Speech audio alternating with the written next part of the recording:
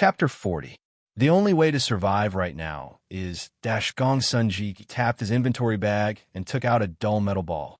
Before you're discovered by the Demon King, quickly go to that world and find the large-scale warp formation I set up. Then place this token on it. Gu Qing-shan hesitantly spoke. General Gongsun, you're so strong. You can go yourself. His voice slowly became lower. Gongsun-ji took off his shirt, revealing a horrifying wound in front of Gu Qing-shan. A dark green flame extended from his shoulder to his chest, all the way down to his lower back. This wound was so deep that even his heart was cut in half. The flame burned quietly. The dense and complicated runes surrounded the flame tightly, preventing it from doing any more damage. 9 serenity flames, a top-level demonic flame. Gu Qing-shan glanced over, but didn't say anything, only silently muttering in her mind. This is the drought demon's flame.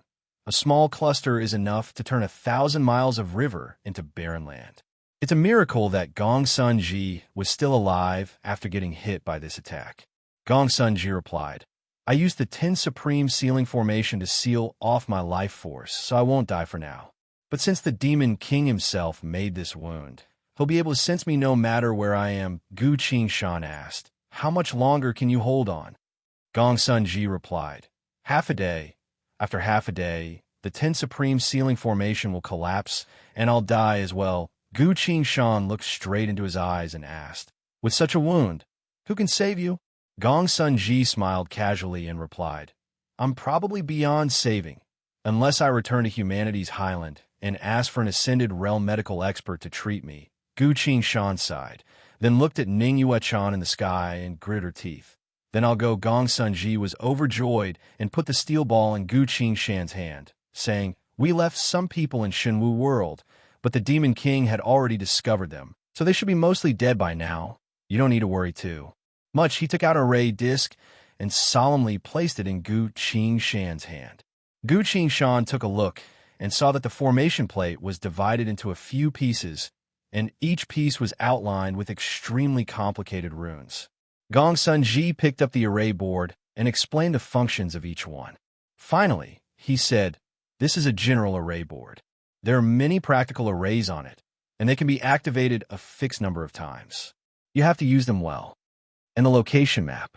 After explaining everything, Gongsun-ji took out a turtle shell and asked Gu Qing-shan to stand on it.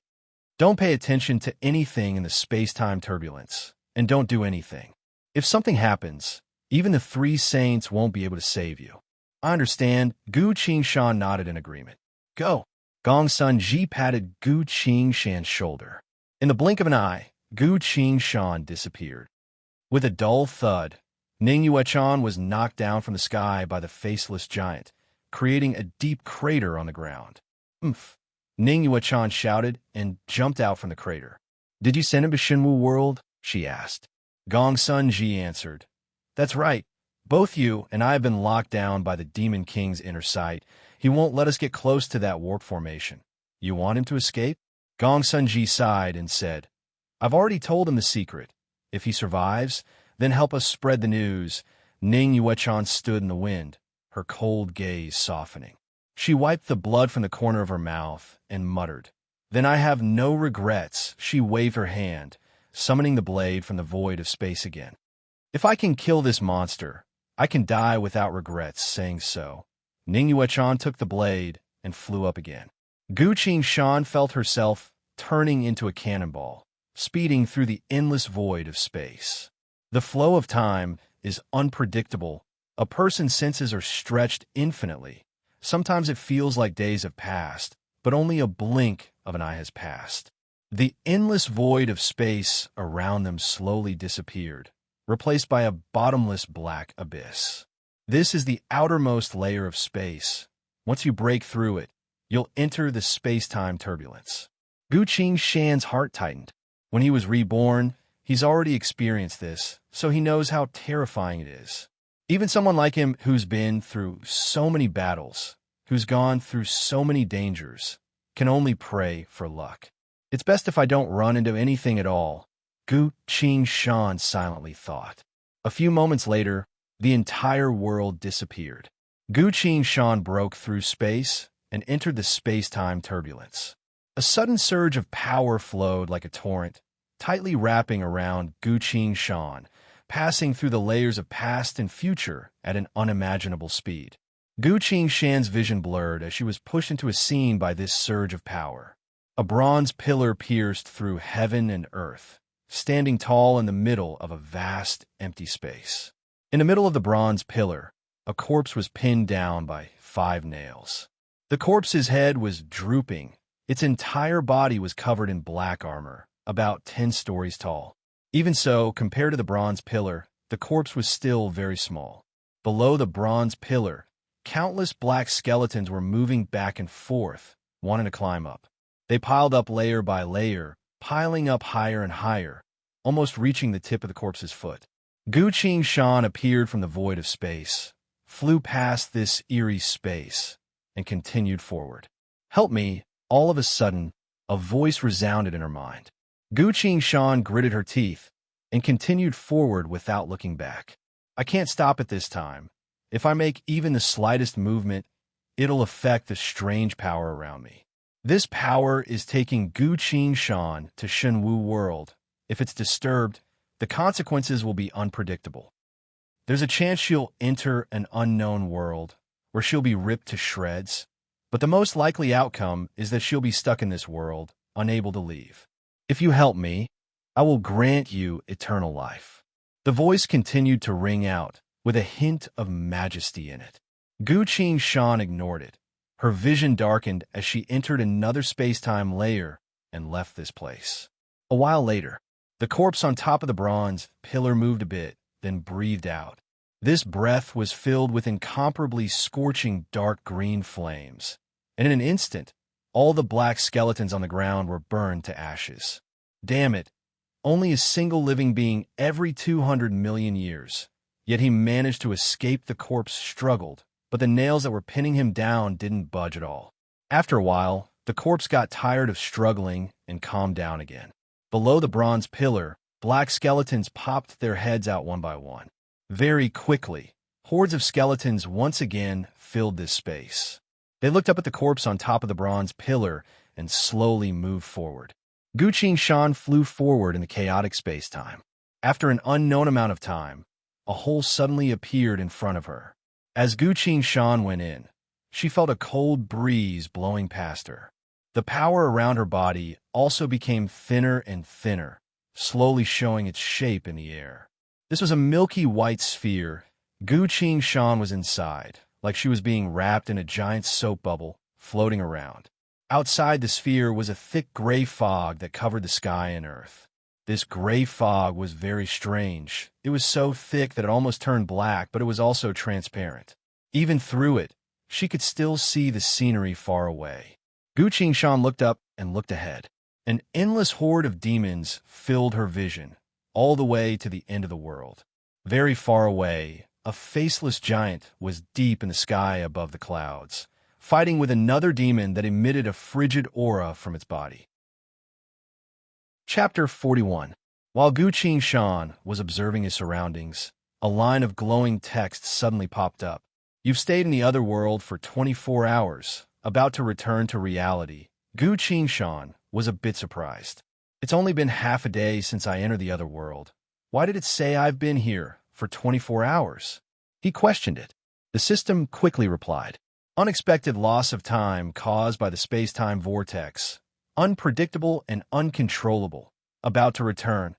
Hearing that, Gu Shan finally understood. In just a few dozen minutes in the space-time vortex, he had already used up the rest of his day. He took a deep look at the destroyed world. With a flash of light, Gu Shan disappeared from Shenwu World, the Federation capital, the Freedom Holiday Hotel. Gu Shan's figure slowly appeared on the rooftop of a skyscraper. It's only been an hour since he left the presidential office and was arranged to stay at this famous hotel. Gu Shan stood on the rooftop of the hotel, silently looking at the lights of the Federation capital. The night wind was calm, the world was peaceful. Coming back from a destroyed world, the strong contrast made one feel nostalgic for this world. Unfortunately, This world will eventually be dragged into its destruction as well. After a while, Gu Shan put the night rain away, unloaded the quiver, and sat down on the edge of the rooftop. A bottle of beer appeared in his hand. He just bought it tonight, but before he could drink it, he was transported back to the cultivation world. Gu Shan bit off the cap of the beer and gulped it down. The beer was cool and refreshing. The alcohol content was very low, not easy to get drunk, but also very relaxing. Gu Shan really needed to rest a bit. From the moment he designed the blazing angel, he hadn't rested for a very long time. Gong Sun Ji, Ning Yuechan. In the past life, these two were hunted down by the demons without any regard for the cost. After killing them, the demons quickly covered up the secret they discovered. Now that they had a second chance, because of a small anomaly like Gu Shan, their fates had taken an unprecedented turn. However, for Gu Shan, this change was accompanied by the danger of losing her life at any time. Gu Shan had to be extremely careful with every step she took. The mission reward is the god of war's divine ability. Gu Shan murmured. Her eyes gradually became firm. He held the bottle and finished the beer in one gulp. The break time was over. Gu Shan retracted his legs that were hanging outside the building, sat down cross-legged, and silently circulated his spirit energy. It was now midnight, and it would take about 6 hours for his spiritual power to wash away the fatigue in his body. Gu Shan quickly got into the zone. No one would notice that on the top floor of the Freedom Holiday Hotel, there was a youth who was training hard in order to survive. After 6 hours, Gu Shan finally recovered. He opened his eyes and breathed out a mouthful of white air. The white chi flew for 6 to 7 feet before it slowly dissipated. Very good. My spirit is full. I can try breaking through now. Saying so, Gu Shan took out the booklet that recorded the military chi training method, as well as the war god UI, and quickly made choice. To comprehend the 6th stage of the military chi training method, spiritual mound, 3 soul points will be spent. Would you like to comprehend it? Yes, comprehended. Current soul points, 27/7. A warm feeling flowed from the military chi training method booklet into Gu Shan's body, flowed through her limbs, and finally into Gu Shan's thought sea.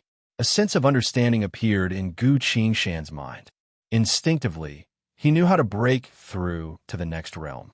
My total spirit energy is still a bit lacking. Gu Shan looked at his dantian and evaluated his spirit energy. Without enough spirit energy, breaking through can easily fail.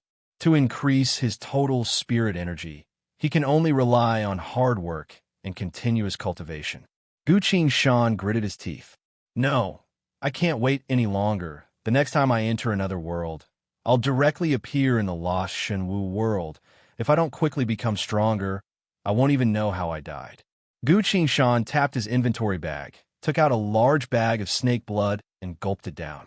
The snake blood can strengthen his senses and inner sight, helping him to accurately control his spirit energy in a short amount of time.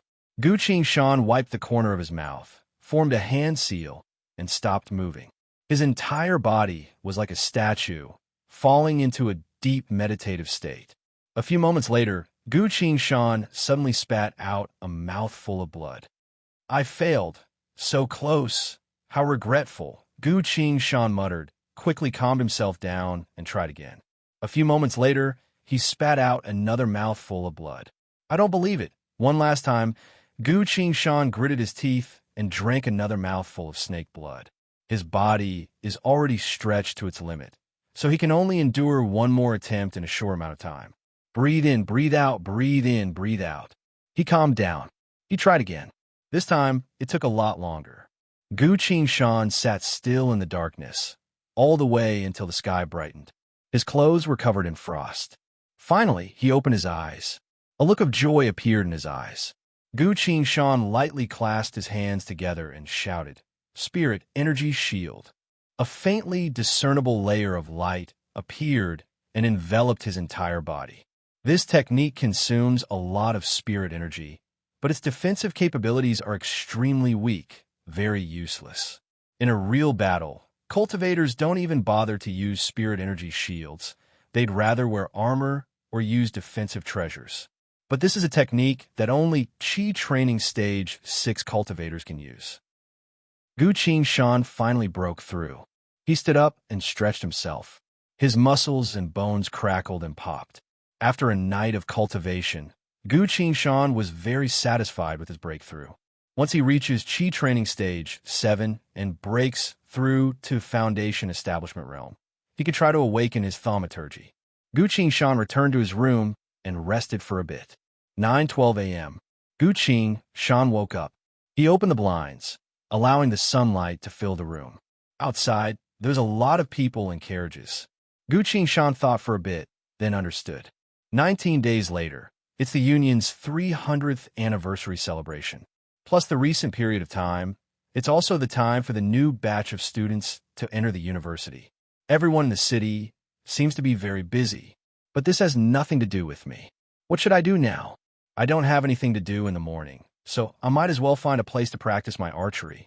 At noon, I'll go to the presidential palace and have lunch with the president. As for tonight, I'll give my birthday present to Su Cher. Thinking of Su Cher's joyful expression, Gu Qingshan couldn't help but grin. He took out his phone and typed a message. "I'm at the Capitol." As soon as he sent it out, there was a response. Gu Qingshan picked up his phone, pressed the button, then heard Su Cher's surprised voice.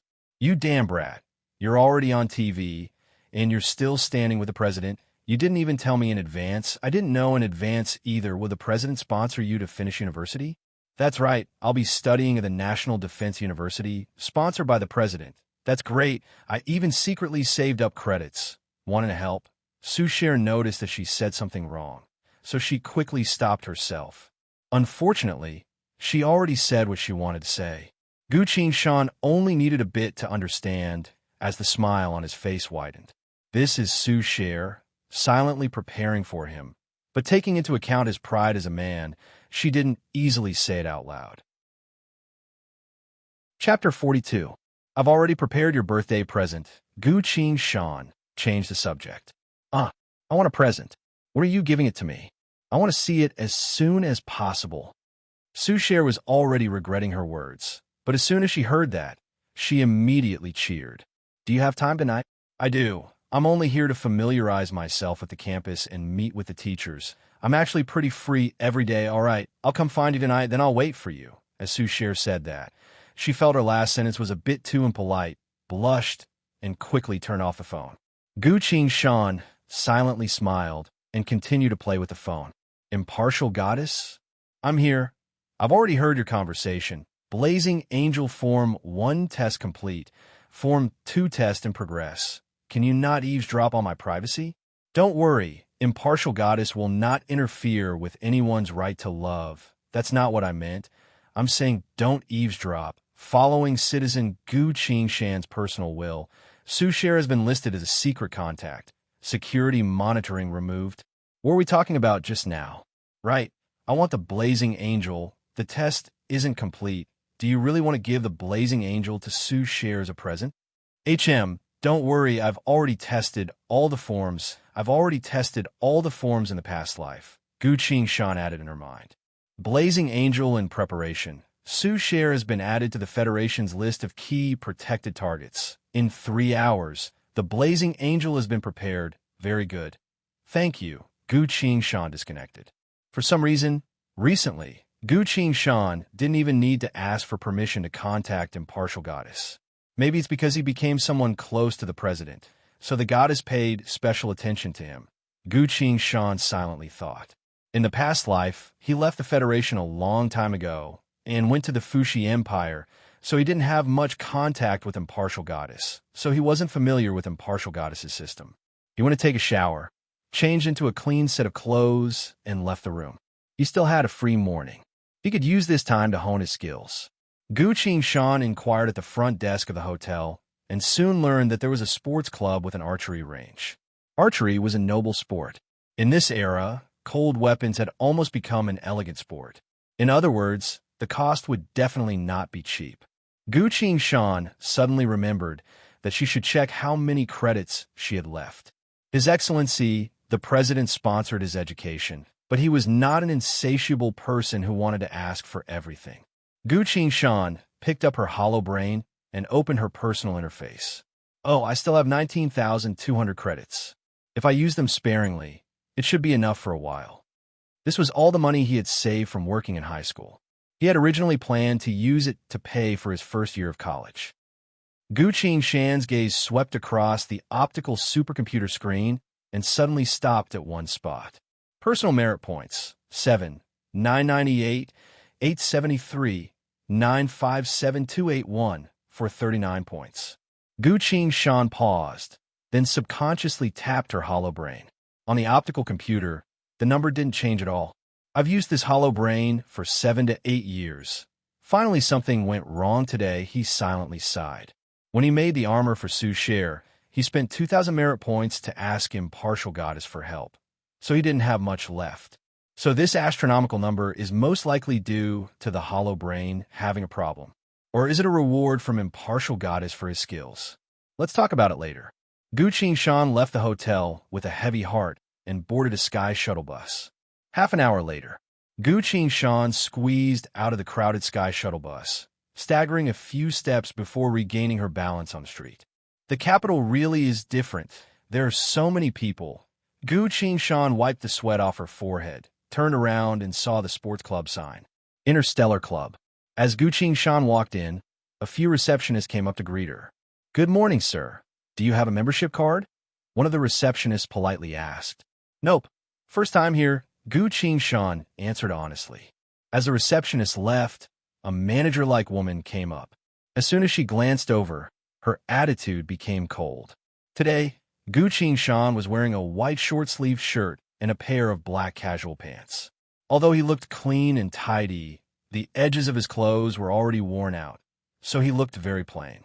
To hide the night rain and his inventory bag, he also carried a long bow bag, the cheapest kind.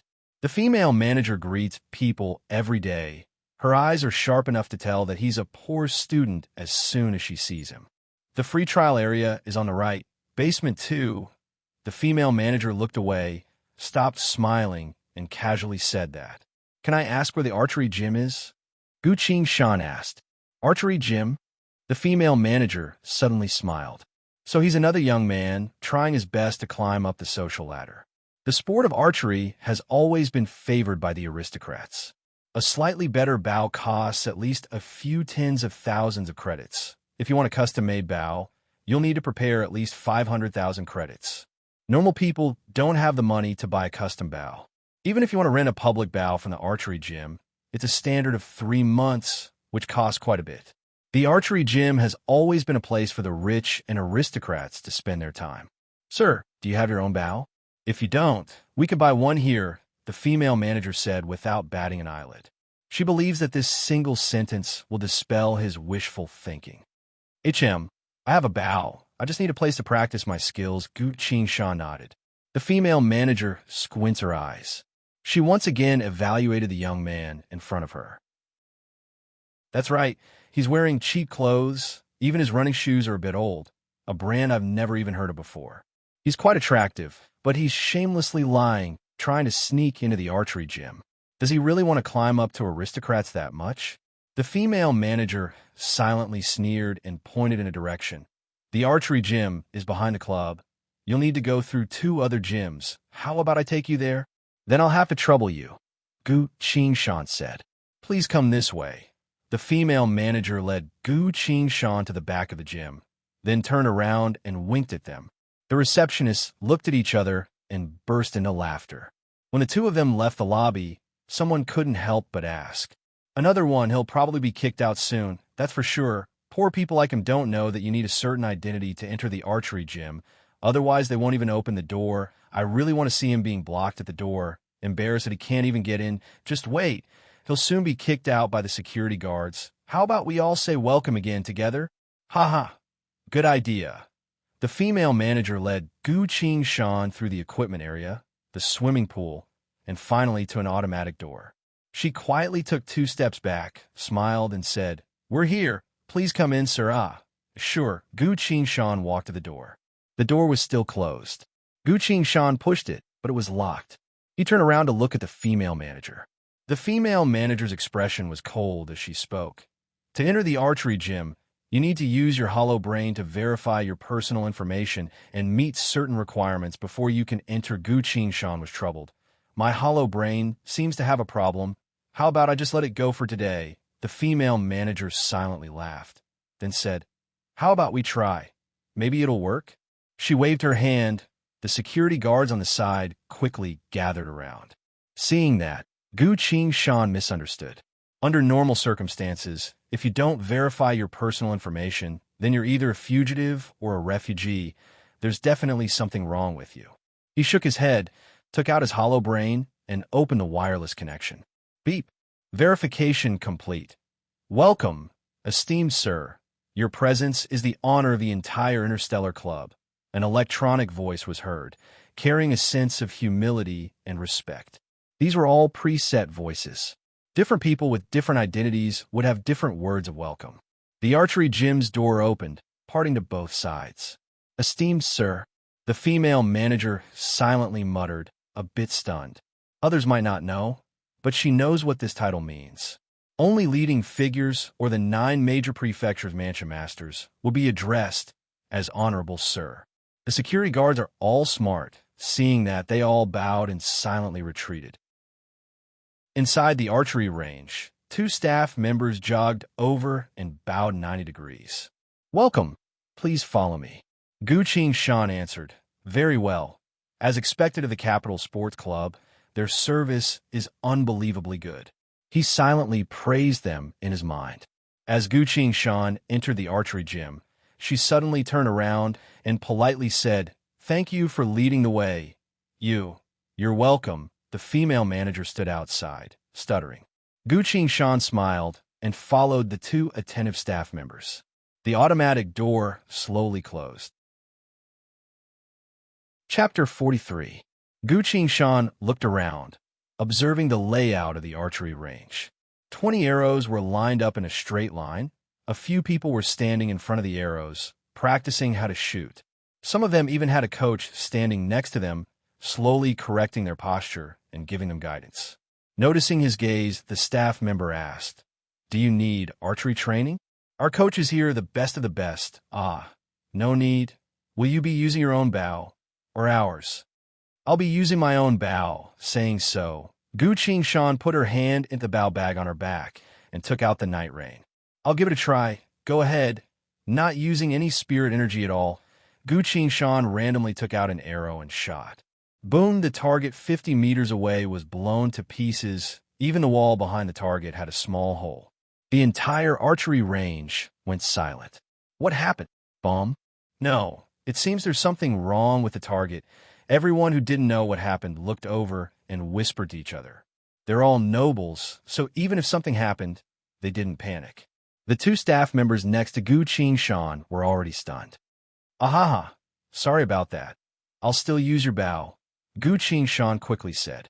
This is an esteemed sir, so it's natural for him to be different from normal people. One of the staff members managed to convince himself and said, very well. Would you like to share an arrow path with someone else, or would you like to apply for a personal arrow path? A personal arrow path, Gu Qingshan thought for a bit and answered. The staff member said, the first time you rent a public bow, it's only 800 credits. A personal arrow path costs 1,000 credits per hour. Very well. After the 2 staff members left with a strange expression, Gu Qingshan finally sighed in relief.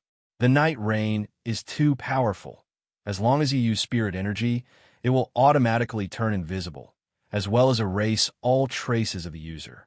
Regarding this, Gu Qingshan had already considered it. To avoid drawing attention, Gu Qingshan didn't use any spirit energy at all, only 30% of her strength. In the end, the target, which had a high tolerance, exploded. Putting away the night rain, Gu Qingshan picked the farthest path and waited for the staff to arrange it. After a while, the staff returned with 3 bows. Please give it a try. Gu Qingshan held the bow in his hand, waited a bit, then chose the heaviest one. I'll use this one, he said. Okay, have a good time. The staff retreated politely. Very good, we can start training now. The only thing to pay attention to is the strength. Gu Shan took out a training arrow, used 10% of her strength, and lightly pulled the bowstring. It's over. As soon as the arrow flew out, Gu Shan regretted it. For this arrow, he had accidentally used Luan Wu's arrow Dao guiding method. However, there was no turning back. The arrow twisted and flew out, drawing a strange arc in the air before firmly nailing itself onto the target. A shriek rang out. "Look, that person's arrow can turn," a female spectator shouted. "How is that possible? It's fake. You must have seen it wrong." A lot of people doubted it. Just now, everyone was focused on the practice, so no one else really noticed that. Gu Shan wiped the cold sweat off his forehead. "I was too careless. How did I accidentally use a skill?" He pretended not to hear it, seriously took out another arrow, and pulled the bowstring again. This time, the people on the other paths all stopped their movements and looked over. Gu Shan let go, letting the arrow fly out. This was a very normal arrow, but the spectators were disappointed. Gu Shan sighed in relief and continued to shoot. For the next half an hour, he emptied 2 quivers without anything else happening. It was now that everyone looked away. The female student muttered in a low voice, "Could it be my eyes are playing tricks on me?" After a while, seeing that Gu Shan was still maintaining the same posture, doing standard and normal shooting, even she lost interest, cursed, and no longer paid attention to Gu Shan. Gu Shan silently sighed in relief, silently glad that he was lucky. Putting down the training bow, Gu Shan hesitated a bit, but still took out the night rain. The public training bow is too mediocre, so Gu Shan wasn't interested in practicing it. It's better to use the night rain. This way, not only can he practice his skills, but he can also increase his familiarity with the night rain. The most important thing to note is that he can't use spirit energy, and he also has to control his strength well. The former will cause a phenomenon. The latter won't be able to handle it. Both will attract unnecessary attention. Gu Shan held the night rain, stood in the middle of the path, used a bit of his strength and shot. This practice lasted for an entire hour. Gu Shan was practicing to his heart's content. His entire body was covered in sweat, and he's gotten a bit more familiar with the night rain. Although he didn't use any skills, his understanding of archery is solid, and he was able to confirm it through this specialized practice.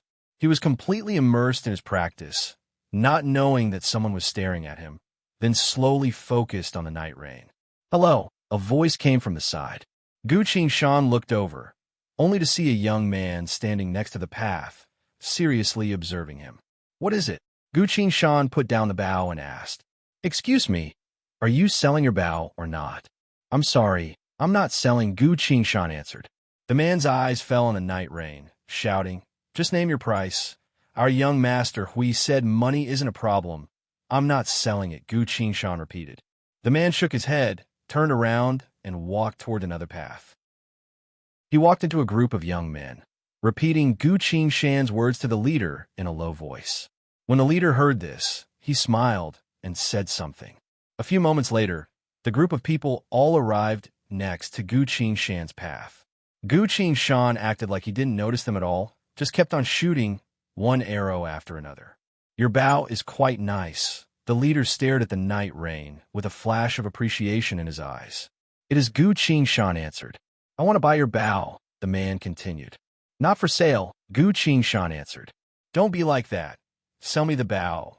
We'll be friends." "Not for sale," the man thought for a bit, then said, "How about we make a bet? I'll give you 100,000 credits." Archery itself is a sport that's very suitable for gambling and guessing. Not just aristocrats, but even rich civilians like to gamble on it for fun. Gu Shan is currently in need of money, so she stopped for a bit and said, "That's fine, but I have a condition. How dare you talk terms with young Master Hui?" The young man from before shouted, "Don't argue. Let him finish his condition." Hui Xiao raised his hand to stop the man, lightly cracking his neck.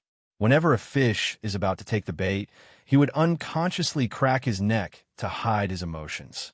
As long as the other party agrees to this bet, he's confident that he'll win. It's just a few tricks, but some are pretty, some are dirty. This time, he's prepared at least 5 to 6 of them. He has a secret god's chosen skill that allows him to see strange phenomena. On this bow, He saw a woman dressed in ancient clothing, bending the bow and shooting an arrow. The woman was beautiful to the extreme. The woman seems to have a very close relationship with this bow. Not to mention, he himself is an expert in using bows, so he can tell how powerful this bow is. This unique and powerful bow, he has to get his hands on it. Chapter 44. Hui Xiao stared at Gu Qingshan, saying, "We haven't even started yet, and you're already taking my chips?" Gu Qingshan shrugged. "Look, there's so many of you here. If you lose and don't pay up, I won't be able to do anything if I lose." Gu Qingshan pointed at his chest. "I won't be able to leave in front of all of you." Hui Xiao was silent. "You care so much about money. You still want to compete?" Gu Qingshan shook his head and was about to leave. "Wait." Hui Xiao reached out his hand to stop him, feeling a bit angry. He didn't want to take out a single cent. He didn't expect the other party to be so smart, using words to stop him. A person needs face, not to mention an aristocrat like Hui Xiao. Since he's already said it, if he wants to keep playing, he'll have to take out his money first. Damn it, I can't let this brat go. Hui Xiao silently cursed in his heart. His face became dark, saying, "No problem. But I have a condition." "What condition?" Hui Xiao said word by word. "If you lose, I want one of your hands," he added. "If you don't dare, leave your bow and crawl under my crotch." Gu Qingshan calmly answered, "I want more money." Hui Xiao took out a card and gave it to her. "It's not a registered card. Transfer 200,000. He stared at Gu Qingshan. 100,000 to bet on the bow, 100,000 to buy the hand. You can try, but the result is hard to say." Gu Qingshan took the card, swiped it on his hollow brain, and transferred 200,000 credits. Gu Qingshan gave the card to him, feeling a bit better. In high school, he's always been frugal. Now that he has 200,000 credits, it'll be enough for him to use for a long time. Hui Xiao spoke. 1 minute of free shooting will compare the total score. Whoever has more wins. Saying so, he clapped his hands. A middle-aged man wearing a club uniform squeezed through the crowd. "Hui Xiao, leave it to me," the middle-aged man said. A busybody on the side exclaimed, "3 consecutive world archery competition winner, Wu Sheng. My God, that young man is miserable." "Yeah, he bet one hand with young Master Hui. He's in trouble now." Sigh, what a pity for such a good young man. Contrary to the spectators, the group of people behind Hui Xiao were all laughing. Some were even high-fiving each other in celebration. "Huh, this kid was so arrogant just now. I can't stand it anymore. He'll probably piss his pants when he's dragged out and chopped off his hand. That's more exciting. I'm waiting to see his expression, huh?" After a while, Gu Qingshan and Wu Sheng each stood on an arrow path. "Begin," a coach shouted. Wu Sheng skillfully pulled out an arrow, calmed himself down, drew the bow, took aim, and loosened his grip. Shwa! The arrow was firmly fixed on the bullseye in the middle of the target. There was a burst of cheers. 10 points. As expected of the 3-time shooting champion. Well done. Look at this posture, this accuracy. Hui Xiao's face also revealed a smile. They turned their heads to the other side. Gu Qingshan had already shot 3 arrows, all of them neatly lined up at the edge of the target. The nouveau riches all laughed. 1 point. He only got 1 point. No, it's 3 1 points. Ha! This kid can't keep his hand anymore. Gu Qingshan wasn't affected at all, pulling out another arrow. On the other side, Wu Sheng aimed for a long time before finally shooting his second arrow. It hit the bullseye. 10 points. Everyone continued to cheer. Wu Sheng turned around with a smug expression, waving the bow in his hand. He looked to the other side, only to see that the kid's hands didn't stop. There were already 7 arrows on the target, but they were all 1 points. Wu Sheng shook his head, laughing mockingly. What's the point of shooting fast? 7 arrows can't even compare to one of my arrows. He pulled out another arrow, drew the bow, and continued to aim. The match continued. 15 seconds passed. Slowly, the cheers died down. The whispers became louder and louder, gradually gaining the upper hand.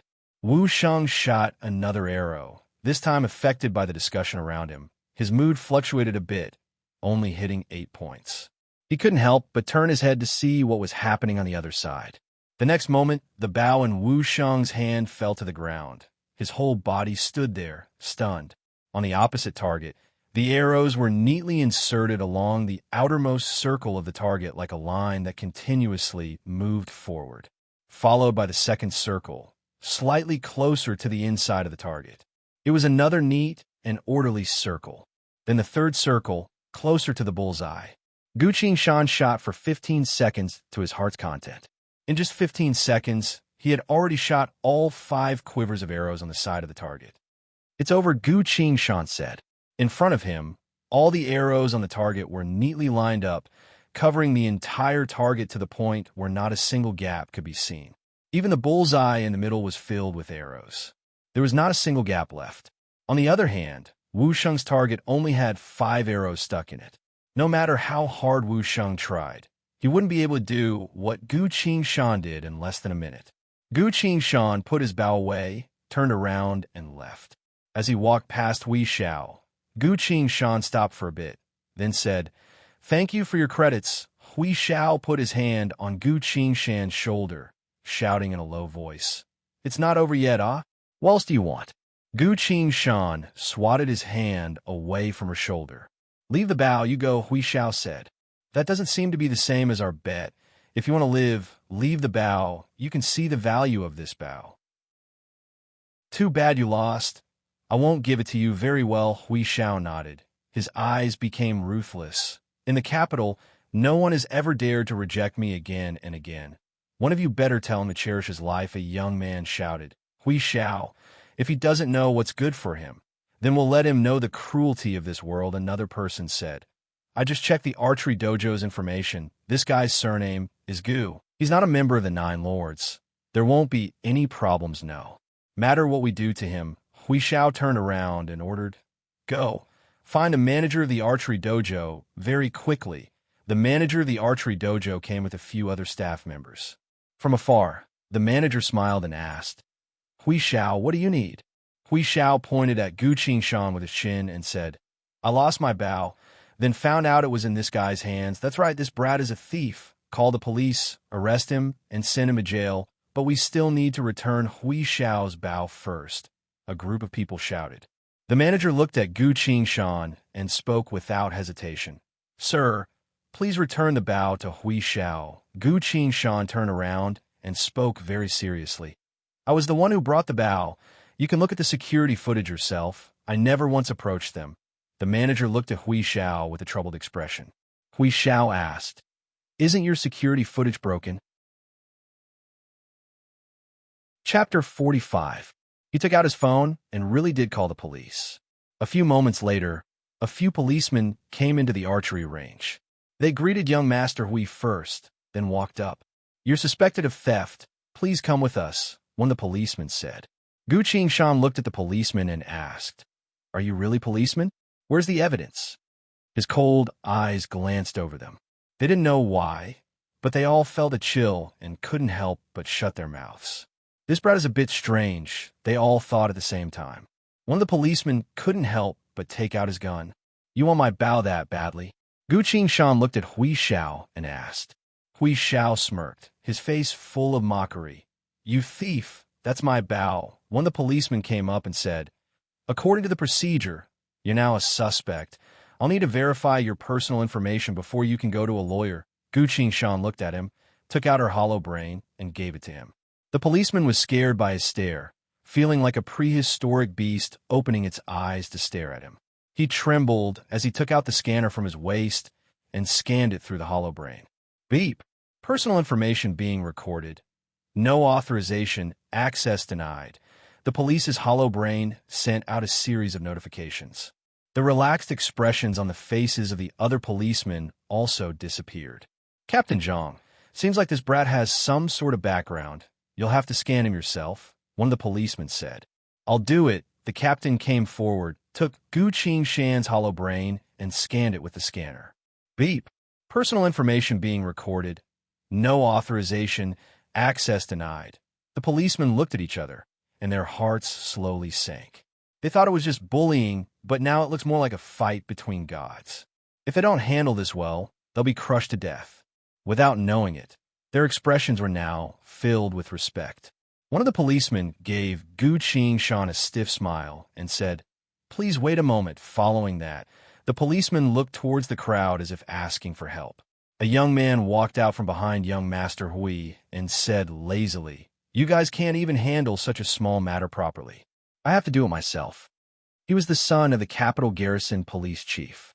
He had entered the police system a long time ago and was now a deputy chief. These policemen were his men. He took out a pocket-sized scanner and scanned Gu Qing Shan's personal hollow brain. The scanner began to operate, and lines of data flashed on the screen. How is it? Looks like I still have to step in," the young man said proudly. Suddenly, a voice came from the scanner. This electronic voice was full of warning. Frequent requests within a short period of time. Protection level increased. Unauthorized access denied. Everyone was stunned, and the way they looked at Gu Qing Shan became strange. Just what was this person's background?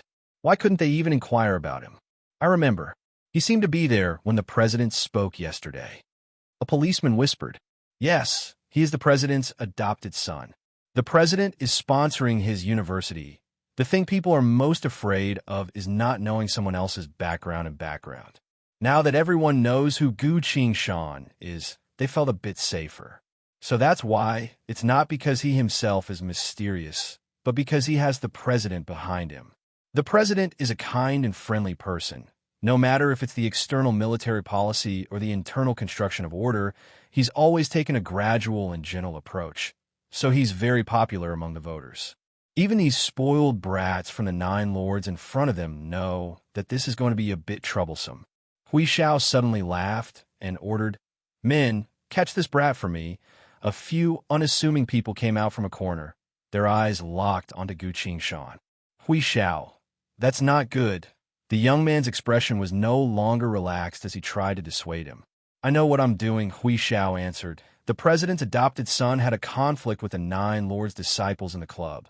Both sides fought. This isn't a big deal. Let's beat him up to vent our anger first. After our president's term is over, I'll come and get him for it." After Hui Xiao said that, the young men around him exchanged glances, then returned to their usual jovial manner. When young people get together, fighting is a very normal thing. This kind of shameful thing is something the president can't handle. "Beat him up," Hui Xiao ordered. "I want to step on his face and show him who's the real master of this world." "Yes." As they came up, their presence attracted Gu Qing Shan's attention. "How interesting. Since when did supernaturals become the servants of the rich?" Gu Qing Shan smiled. When those people heard this, their expressions immediately changed. "Brat, you deserve to die." Saying so, a black light appeared in his hand as he walked forward. "Dark spirit energy? What a waste to use it on you." Saying so, Gu Qing Shan raised his bow and started to shoot. His movements were as fast as a shadow. With a few bang, bang, bang, bang sounds, the arrows disappeared one by one. A series of shrill screams came one after another. Before anyone knew what happened, Hui Xiao's subordinates were sent flying. As they turned to look, they all gasped. 5 supernaturals were pinned to the wall behind them, their feet hanging in the air. The arrows pierced deep into their shoulders, straight through and into the snow-white wall.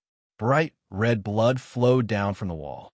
One of the supernaturals raised his left hand, unwilling to give up. With a whoosh, flames rose from his hand. When the supernaturals were about to act, a voice came from the other side. "You want to see if you're faster, or if I'm faster?" Gu Qing Shan lightly said. The bow in his hand was still raised, but the aura around him suddenly changed. Cold, killing intent exuded from his body, locking onto the 5 elemental supernaturals on the other side of the wall. Normal people don't even know how to use dark spirit energy, so they don't need to worry about it. But fire spirit energy is different. Fire elemental is very powerful. If the other side dares to attack, Gu Qing Shan will definitely take his life without hesitation. That person is also a veteran, feeling the intense killing intent, and seeing the other side's cold eyes, he knew that he's kicked a steel plate this time. His fire elemental was awakened late, so he's only just reached the 2nd stage, Raging Flame. Although it's powerful, he can't use it as he pleases and needs time to accumulate spirit energy. The other side's arrows are too fast, too fast for him to react, too fast for him to retaliate. If the other side wasn't aiming for his shoulder, but any other vital point, he sighed deeply and helplessly lowered his hand. The audience was silent. Gu Qingshan walked up to Hui Xiao. "You're from the Nine Lords?" he asked. Bam! With a slap, Hui Xiao was sent flying. "You dare hit me? I'm the second young master of Huang family. You're dead." Hui Xiao's face was covered in blood, screaming like a devil. "Dead? Huh. You're nothing but an ant waiting to die. Do you think you're qualified to talk to me like that?" Gu Qingshan shook her head and said coldly. Chapter 46. This is Huang family's second young master. As one of the Nine Lords and deeply rooted in the capital, they're a giant that everyone has to respect. The group of young masters was about to go crazy. Many of them took out their communicators to call their family members. Some even pointed at Gu Qingshan and cursed. "Lowlife, you dare hit Hui Xiao. No one can save you. Just wait for your death."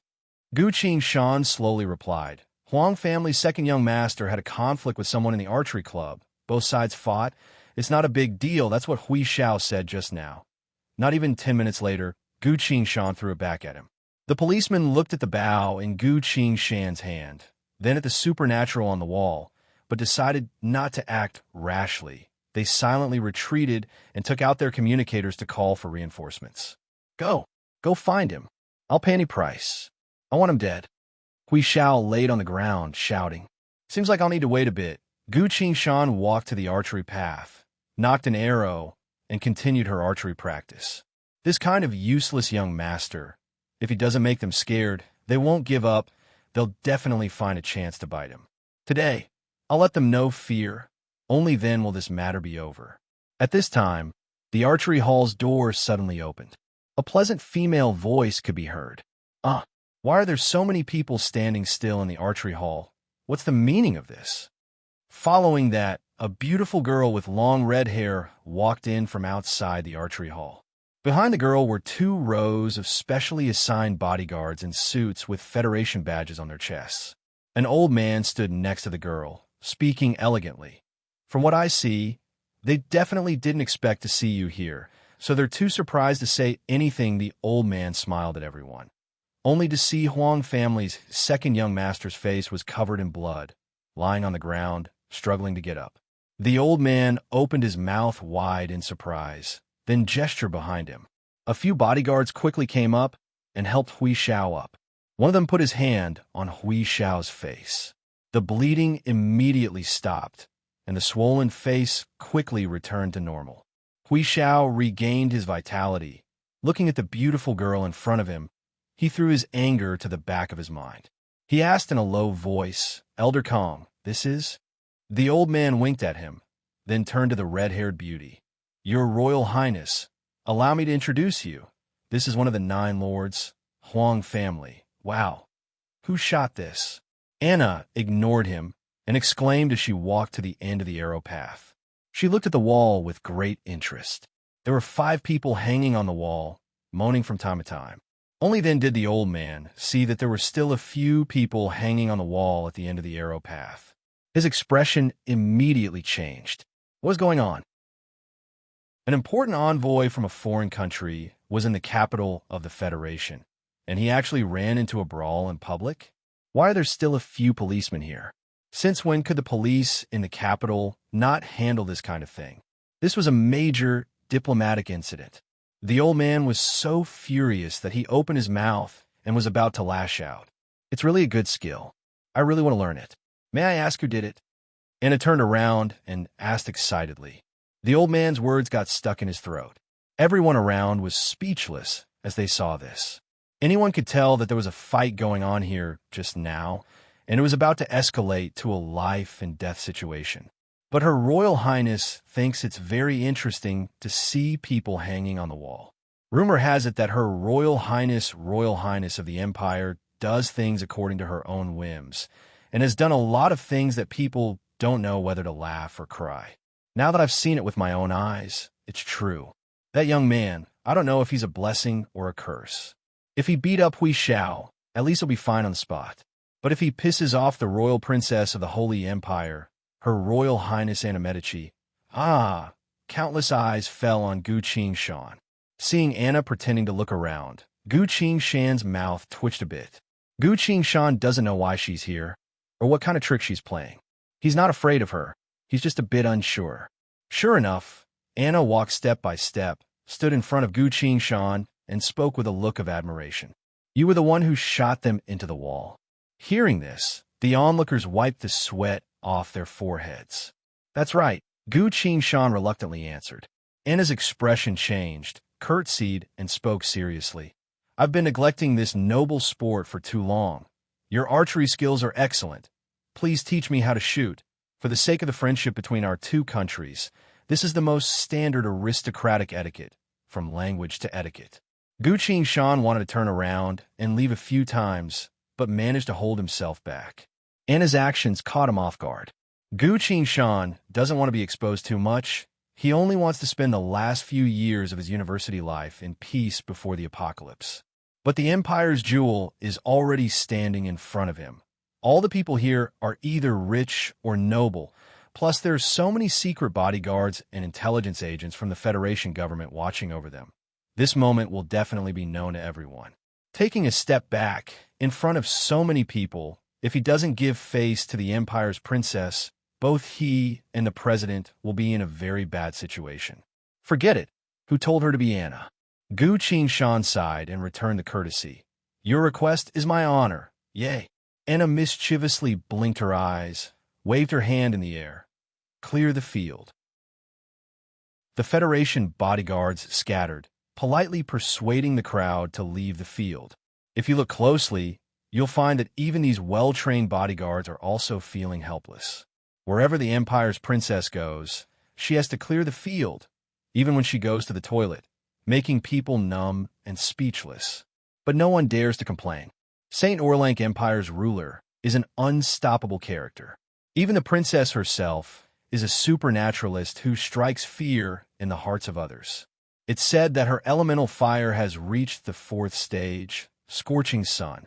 Elemental fire, at first it was flame, after advancing, it became raging flame. From the 3rd stage, magma, onwards, each stage brings a terrifying change in strength. The 4th stage, scorching sun, has already left 90% of the world's professionists behind. Even without her status as a princess, with Anna's true strength, she can still enjoy the highest honor and glory. Such a woman with such a high status in the secular world, as well as the strength of a supernaturalist, whoever can truly gain her recognition will receive a lot of benefits. Hui Xiao's eyes rolled a bit, brought a few people forward and smiled. Your Royal Highness, I'm honored to be of service to you. Anna pointed at the wall. A few bodyguards were trying to get someone off the wall. She asked, do you know how to do this? I don't, but I'm the 2nd young master of the Huang family. I know the capital very well. I guarantee. Anna opened her beautiful eyes wide and asked innocently, if you don't know how to do this, then why are you still here? Hui Xiao froze. I don't deal with idiots, Anna said. Men, clear the field. These words were like a heavy hammer, crushing Hui Xiao's pride. Hui Xiao was politely led away. Before he left, he stared at Gu Qingshan without blinking. Gu Qingshan didn't mind at all. The hatred of a playboy can be cut off at any time. Gu Qingshan walked next to Anna and asked in a low voice, what are you doing? You're making me very passive. Anna noticed his frustration and spoke with a bit of a wrong tone. I miss the Scorpio Palace. That single sentence made all of Gu Qingshan's emotions disappear. Next time you should at least tell me before you show up. He shook his head and said. Now that the matter was over, the wronged expression on Anna's face disappeared, smiling like a flower as she walked to one side and picked up a bow from the rack. She said, teach me archery first. I have something I want to ask you later. As Gu Qingshan was about to say something, a streak of light appeared in her vision and turned into a blood-red line of text in her retina. The flow of time continues to be chaotic. The time to enter is up. The user must enter the other world within 5 minutes. Otherwise, the space-time distortion will become permanent. Warning, if the user gives up on entering, they will lose the ability to enter the other world. Gu Qingshan froze like she was struck by lightning. How could this be? This isn't the first time he's experienced a place like the space-time vortex, and it's always been fine. So why is this happening? Could it be because I entered that strange space? There are many strange scenes in the space-time vortex, some of which can indeed affect the player, but to be able to completely disrupt the flow of time, Gu Shan has never heard of it. Could it be that strange space is more special than all the strange spaces recorded in history? I didn't even pay attention to the giant corpse nailed to the bronze pillar. Without any time to think, Gu Shan pulled Anna to a corner and whispered, "I need you to do me a favor." Anna looked at him and asked curiously, "Tell me about it." Gu Shan didn't know how to say it. The situation is urgent. He only has 5 minutes. He must get out of everyone's sight as soon as possible. But the entire club is surrounded by security personnel, only to protect Princess Anna. If he wants to escape by himself, if he doesn't take care of Anna, 5 minutes is definitely not enough, and all the security personnel will stop him. But once the time is up, Gu Shan has no choice but to go back in time. If the security personnel of the country were to see the scene of him going back in time, it would definitely cause an uproar. Gu Shan isn't afraid of anything, but this is a very troublesome matter. All of his future plans will be affected. Seeing him not saying anything, Anna sneakily glanced at him. His eyes are a beautiful amber color. His eyelashes are very long. Every time he pulls his bow, his eyes would slightly squint, focused and full of spirit. When he's mixing drinks, his eyes would be a bit misty, as if he's in another world. He's wearing a white shirt, casual pants, sneakers, extremely plain. But it's this plain outfit that he killed a few dozen martial artists as well as 2 mechs in a single breath as he walked out of the bar. Some people need to wear luxurious clothes to be able to pretend to be a dragon or a phoenix, but he doesn't. He's a king. He doesn't show mercy when he kills, but he knows his limits when he's on TV, lowering his head without saying a word. Feng said he's a bit hard to guess, but it's not that hard. He's just a bit shy and nervous in front of the camera. At this moment, he's standing in front of me, looking like he's too embarrassed to say anything. It's quite amusing. Anna's mood is bright, the corner of her mouth slightly curled up. Chapter 47. No, I need to leave right away, but I can't let anyone find out. Gu Shan was straightforward. Anna crossed her arms and looked at her with a serious expression. It doesn't seem like she was lying. Is it urgent? Anna slowly stopped teasing her and asked with a serious expression. It's very urgent, Gu Shan answered. Then come with me. Anna thought for a second and said without hesitation. This young man gives her a very strange feeling, an indescribable fondness. The first time they met, he mixed a few particularly satisfying drinks. In the following battles, he showed his S-rank potential.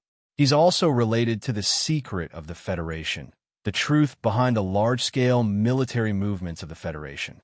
For both public and private reasons, Anna is willing to help him just this once.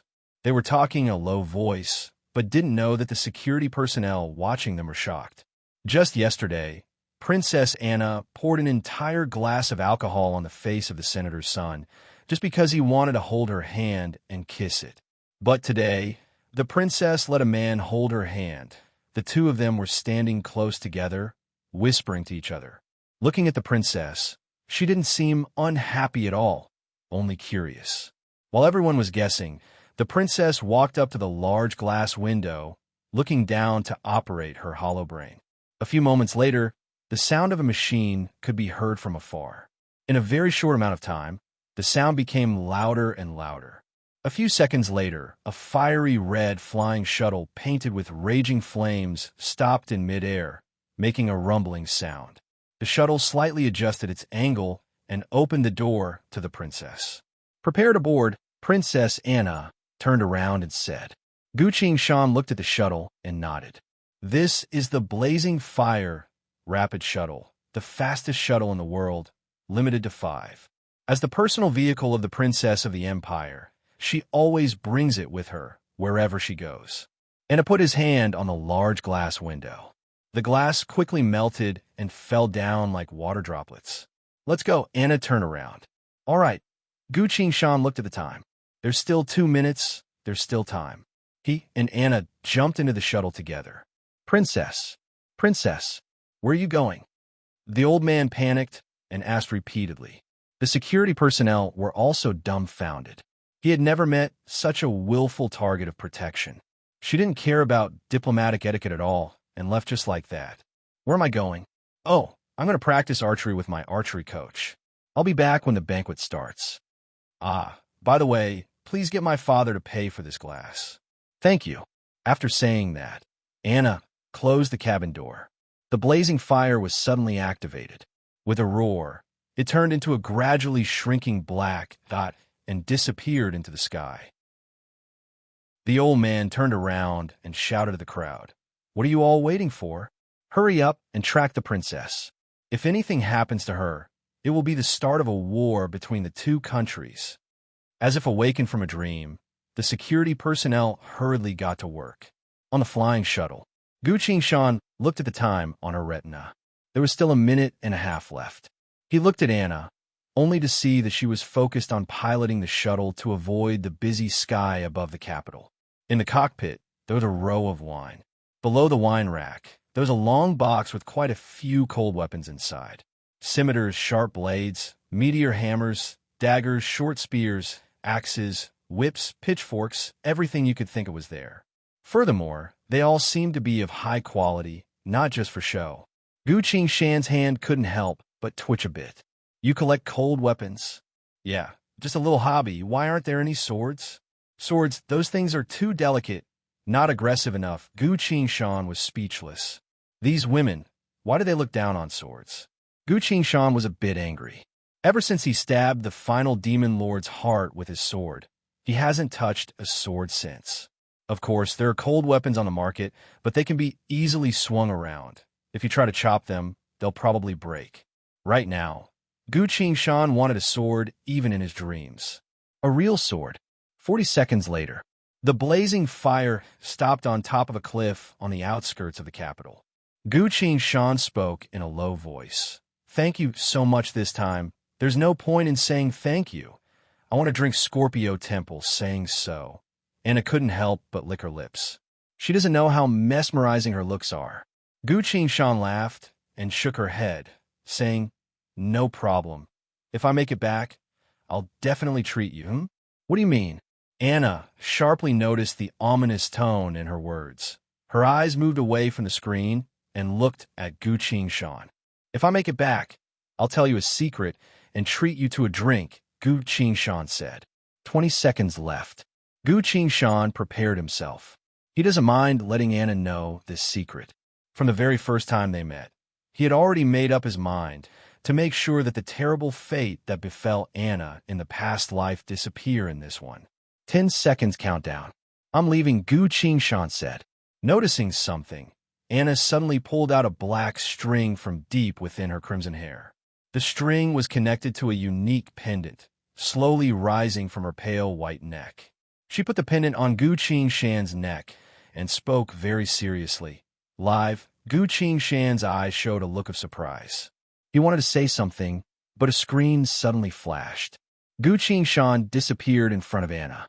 A few moments later, a shadow silently came from afar, stopping in front of the shuttle. The shadow stood up, turning into a sunglasses man with slicked back hair. "Princess, this is an official visit. If you suddenly leave, it'll cause a lot of controversy," Feng Huo shrugged, half helplessly trying to persuade her. Anna silently sat in the cabin, not saying a word. Feng Huo looked at the princess, feeling a bit strange. In the past, whenever he tried to persuade the princess, the two of them would always get into an argument. What's going on today? Her Highness doesn't even have a hint of disdain on her face. Looking at how lonely the princess is, it seems she was hit by something. Feng would have thought for a bit, then softened his tone. "Your Highness, this is just a small matter. It's fine if you don't mind you. Are you okay?" Anna lowered her head, not saying anything. It wasn't until Feng Huo was about to call the medical team that the princess spoke up. "Huida, I'm here, Your Highness. Have you ever lost someone important to you?" "Ah, yes, but that was a long time ago. I don't know why, but I'm suddenly afraid that I won't be able to see a single person anymore. What's going on with the princess? Why are her words so strange? Feng Huada was a bit worried. Couldn't help but carefully observe the princess, trying to find any clues. Suddenly, "Your Highness, where's your life substitution contract?" Feng Huada shouted. Princess Anna didn't say anything. Feng Huada could only feel cold sweat running down his spine. He fell to the ground, muttering in pain. "It's over." Princess Anna looked far away, muttering, "It'll be okay." It's hard to tell if she was talking about Gu Qingshan or herself. A barrier of light wrapped around Gu Qingshan, moving forward in the space vortex. Gu Qingshan rubbed the pendant on her neck, feeling all kinds of emotions. The pendant was a statue of an old man with a peaceful expression, leaning on a long scythe, resting his chin on his hand, taking a nap on top of a rock. This is a life substitution contract, the death god's keepsake. The person who has this, the death god will extend their life at the moment of their death. Such a miraculous ability isn't free. The death god will absorb twice the life force from the last person who had this item. The death god never does unprofitable business. Gu Qingshan held the pendant tightly. This miraculous item has existed since 10,000 years ago, a legendary item. Who would have thought it would be in Anna's hands? And who would have thought Anna would hang it on her neck? This girl, what a troublemaker. If something happens to me, she'll be finished. Gu Qingshan smiled bitterly. Her eyes became determined. In the past life, I already owed Anna a life. Even though I became a great sword saint, she was already dead. I didn't even have the chance to save her. This life, I can't let that happen. In front of him, a glowing hole slowly opened. Chapter 48. A transparent black fog covered the entire world. A rain of fire rained down from the sky. From the void of space, a hole opened up. Gu Qingshan flew out while covered in a light barrier. Under the sky, the sound of fighting caught Gu Qingshan's attention. On the hill, a few hundred feet away, a sea of demons were trying their best to get to the top. A few cultivators stood back to back, fighting the demons with everything they had. A few moments later, another cultivator was dragged out by the demons, screaming as he was eaten alive. "No, little brother." Among the cultivators, one of them screamed in pain, ran out of the formation, and started killing the demons. However, there was no effect at all. The stimulation of blood made even more demons go crazy, and they rushed towards the hillside in an overwhelming manner. In just a few breaths' worth of time, that impulsive cultivator was also killed and eaten alive. There were only 6 to 7 human cultivators left, like candles in the wind, about to be extinguished at any moment. Gu Qingshan carefully looked at them and muttered, "Seems like these are the troops General Sun left behind. Not all dead yet. They're quite capable." Gu Qingshan didn't want to watch any longer, so he used his spirit energy to break through the almost transparent light barrier and flew towards a certain direction. That was the place he chose, not too far from the hill. Since most of the demons were drawn away by the cultivators on the hill, it's still relatively safe. Landing on solid ground, Gu Qingshan retracted his spirit energy and held his breath. Demons can sense spirit energy waves and breathing, so I have to be careful. An extremely stinky gust of wind hit him. Gu Qingshan abruptly dodged and flew back a few feet. Crack! A loud noise came from behind. A large mouth full of sharp teeth bit the ground, then reluctantly retracted. As Gu Qingshan turned around, his heart sank. A rotting eater demon was crawling forward, like a slowly moving mountain of rotting flesh. An intense stench came from all over. This monster eats anything, especially rotting corpses, so after a long time, its body is now giving off a horrible stench. Under normal circumstances, even other demons would avoid this monster because it was simply too smelly. The rotting eater demon didn't manage to bite its prey, so it angrily puffed up its cheeks and spat out some mucus, trying to trap its prey in place.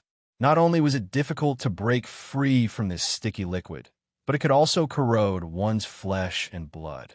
If one was not prepared and got sprayed by it, one's 5 senses and flesh would vanish into nothingness. This rotting eater demon's body was emitting a powerful aura, far more powerful than normal rotting eater demons. It had most likely reached the Foundation establishment realm.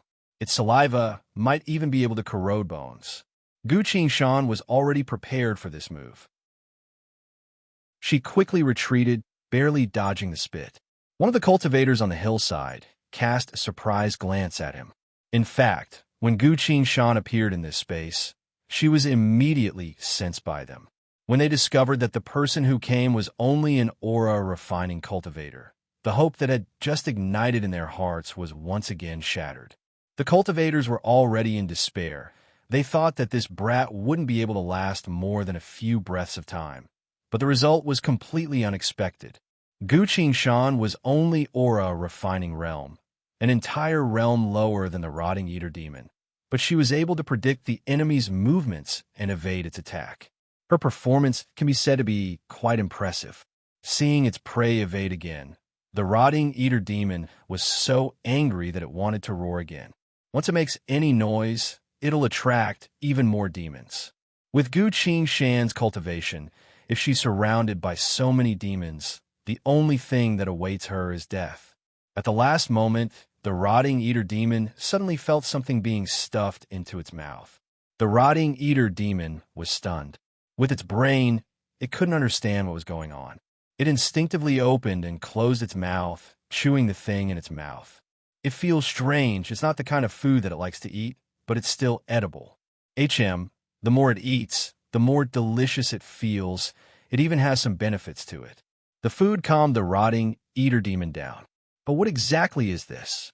The rotting eater demon slowly reached out its claws to pull the thing out of its mouth, wanting to see what it's eating.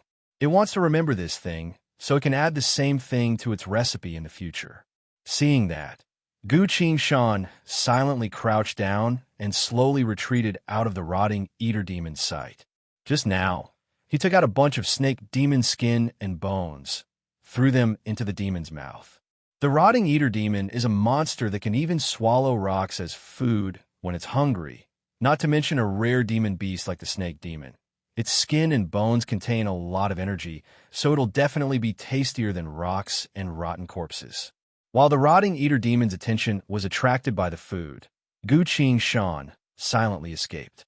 He hid behind a pile of rocks, carefully observing his surroundings. There aren't a lot of demons around here. Most of them are rushing towards the hill. On the hill, the battle was getting more and more intense.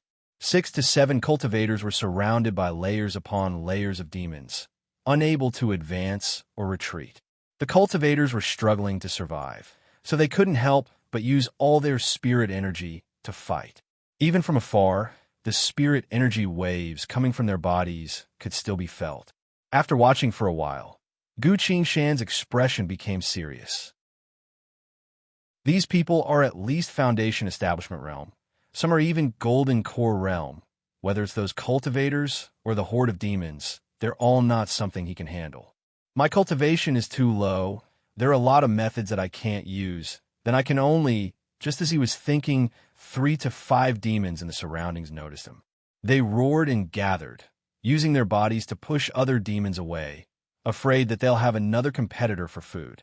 Gu Qingshan didn't even look at these Foundation Establishment Realm demons, only took out a formation plate as he retreated, holding the plate in one hand, using the other to move his spirit energy, quickly hitting the formation plate. His hands didn't stop as he shouted, "Come this way." On the other side, one of the cultivators died. The corpse was eaten by the demons. The remaining ones are in even more danger. Hearing that, they couldn't help but look over. Seeing Gu Qingshan holding a formation plate, surrounded by light, they couldn't help but be happy. A formation plate. A formation user. It's a formation user. That's great. We're saved. Formation users are extremely rare. Every single one of them is treated like a treasure by their sex. Why would he appear here by himself? They don't have time to think about that. Seeing a glimmer of hope for survival, their spirits were lifted, forcing the demons around them to retreat a few feet. Under the command of a cultivator, they slowly approached Gu Qingshan. The cultivator pointed out 2 people and ordered, "He's only a chi training realm. You 2 are fast. Go protect him." Yes, this formation user is their only hope for survival. The leader also waved the jade fan in his hand, trying his best to cast a spell. Groups of demons were turned into ice sculptures under his spell attacks. Even if some of the stronger demons weren't frozen, their movements were slowed down. Sword cultivators and blade users rushed forward. Their swords flashed, quickly taking the demons' lives.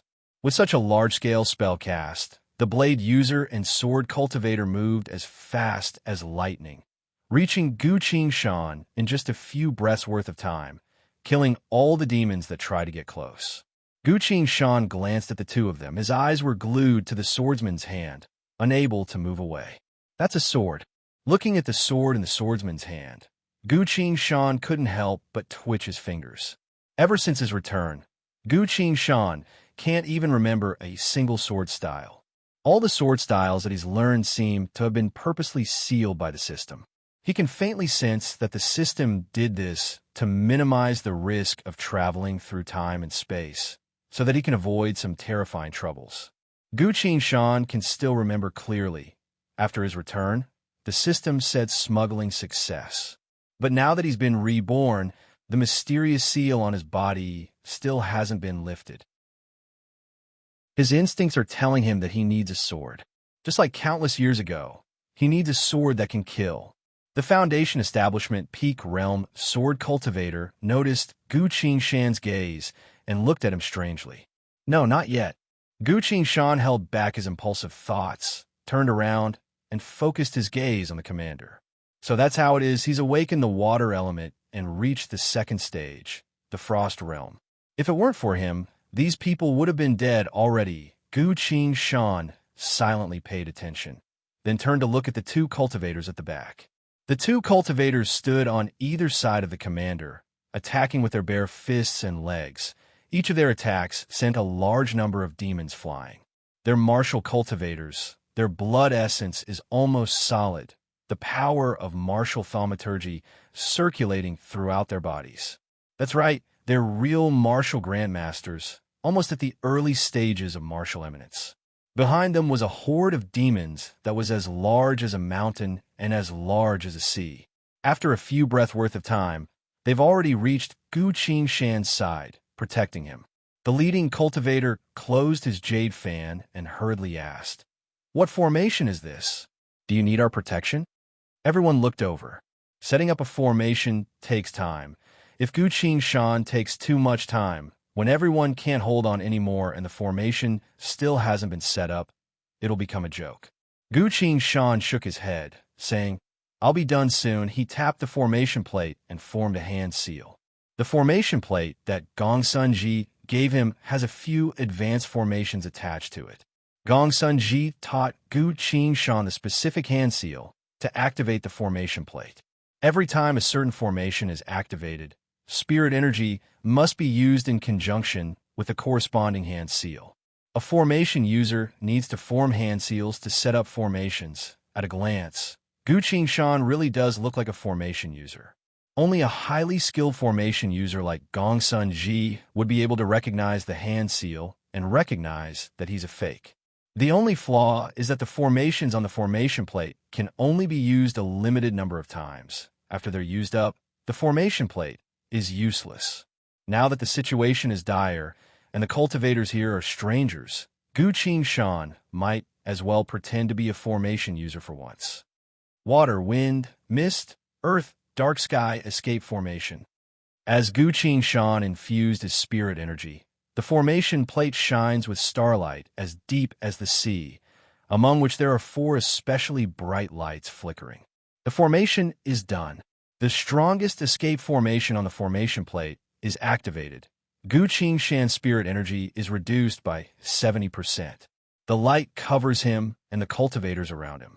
In a split second, the cultivators all disappeared from the sea of demons. The countless demons couldn't find their target, so they all screamed and screamed. A few moments later, they all started to fight each other. The few most terrifying giant demons couldn't hold themselves back after a while, grabbing a few demons and throwing them into their mouths. After chewing for a while, they dragged their giant bodies away. Their actions immediately extinguished the other demons' morale. A few moments later, Half of the demons have already left. Inside the escape formation, the cultivators are all lying on the ground, breathing heavily. Chapter 49. I thought I was going to die, but I was saved, I know, right? Thank you, fellow Taoist. The cultivators all looked at him gratefully. Gu Qin Shan sincerely clasped his fist. This humble one's strength is low. The only thing I'm good at is formations. Please take care of me during the battle later. He can already tell that these people are all Foundation Establishment realm cultivators. In a dangerous place, surrounded by demons, fighting together with a group of cultivators with higher cultivations than himself, Gu Qin Shan feels like he's walking on thin ice. He has a deep understanding of how evil people can be. Gu Qin Shan's words are very sincere, causing the Foundation Establishment cultivators to have a good impression of him. Someone followed up, "It's fine. We're all following General Sun here. As long as we can hold on, the General will come to save us soon," another person said in annoyance. "It's because we weren't careful and were discovered by a demon that suddenly appeared. That's why we ended up like this." Gu Qin Shan silently sighed, but didn't say anything. They then started to talk with Gu Qin Shan. Gu Qin Shan has his own way of dealing with people, so he gets along well with everyone. Normally, Foundation Establishment cultivators wouldn't even look at aura training cultivators. The reason why Gu Qin Shan can get along with these Foundation Establishment cultivators is mainly because he saved them from a life and death crisis, and he's also a powerful formation master. On the battlefield, formation masters are rare and popular. That's why cultivators don't treat Gu Qin Shan as cannon fodder, forcing him to stand at the front of the group. If it was at another time, under different circumstances, these Foundation Establishment cultivators might as well kill him with a wave of their hand. While they were adjusting their breathing, the leading cultivator asked again, "This formation is quite good. How long can it last?" As soon as he asked, everyone else quieted down. Gu Qin Shan finally had a chance to evaluate him. This person is around 20 years old. His eyes are cold and spirited. He's wearing a light blue armor, holding a long fan in his hand. His body is very clean. After fighting for so long, not even a drop of demon blood could be seen on him. Fire-type and wind-type cultivators like to use fans as weapons, while water-type cultivators rarely use fans. His light blue armor is emitting a cold light of frost, forming a faint icy mist around his body. What a good set of frost armor. This armor alone is worth a few 100,000 low-grade spirit stones. This person is most likely a direct disciple of a large sect. Gu Qin Shan silently raised his evaluation and answered, "This formation can last for half an hour." Everyone heaved a sigh of relief. Half an hour is enough to restore a portion of their spirit energy. Their stamina will also be greatly reduced. The man's expression loosened, and he ordered, "Everyone, rest and recover your spiritual power. We'll move out in half an hour." Tapping his inventory bag, he took out a few pills filled with spirit energy and gave them to everyone. When it came to Gu Qin Shan, he also gave him one without hesitation. Gu Qin Shan received the pill, put it in front of his nose, and sniffed it, then was a bit surprised. "Such a precious pill. It's a bit of a waste for a Qi training stage cultivator to use," he said. "It's fine. We're in a dangerous situation right now.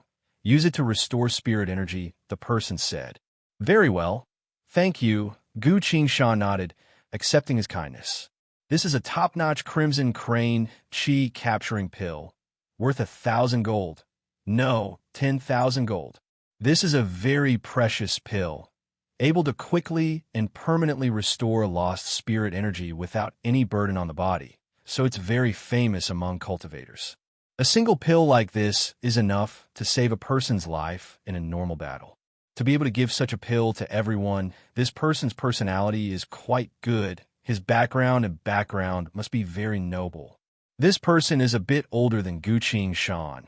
His words and actions are quick and clean, but his eyes are cold and emotionless, with a faint sense of alienation.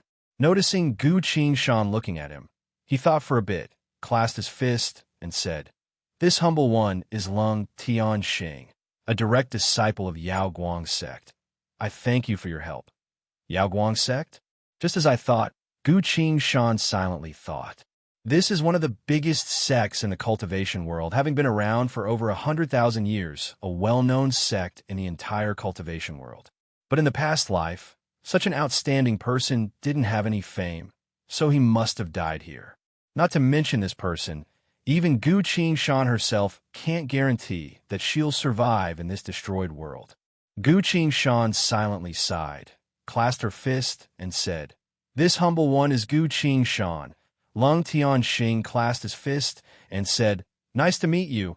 Neither of them are talkative people, so after exchanging pleasantries, they went their separate ways to rest.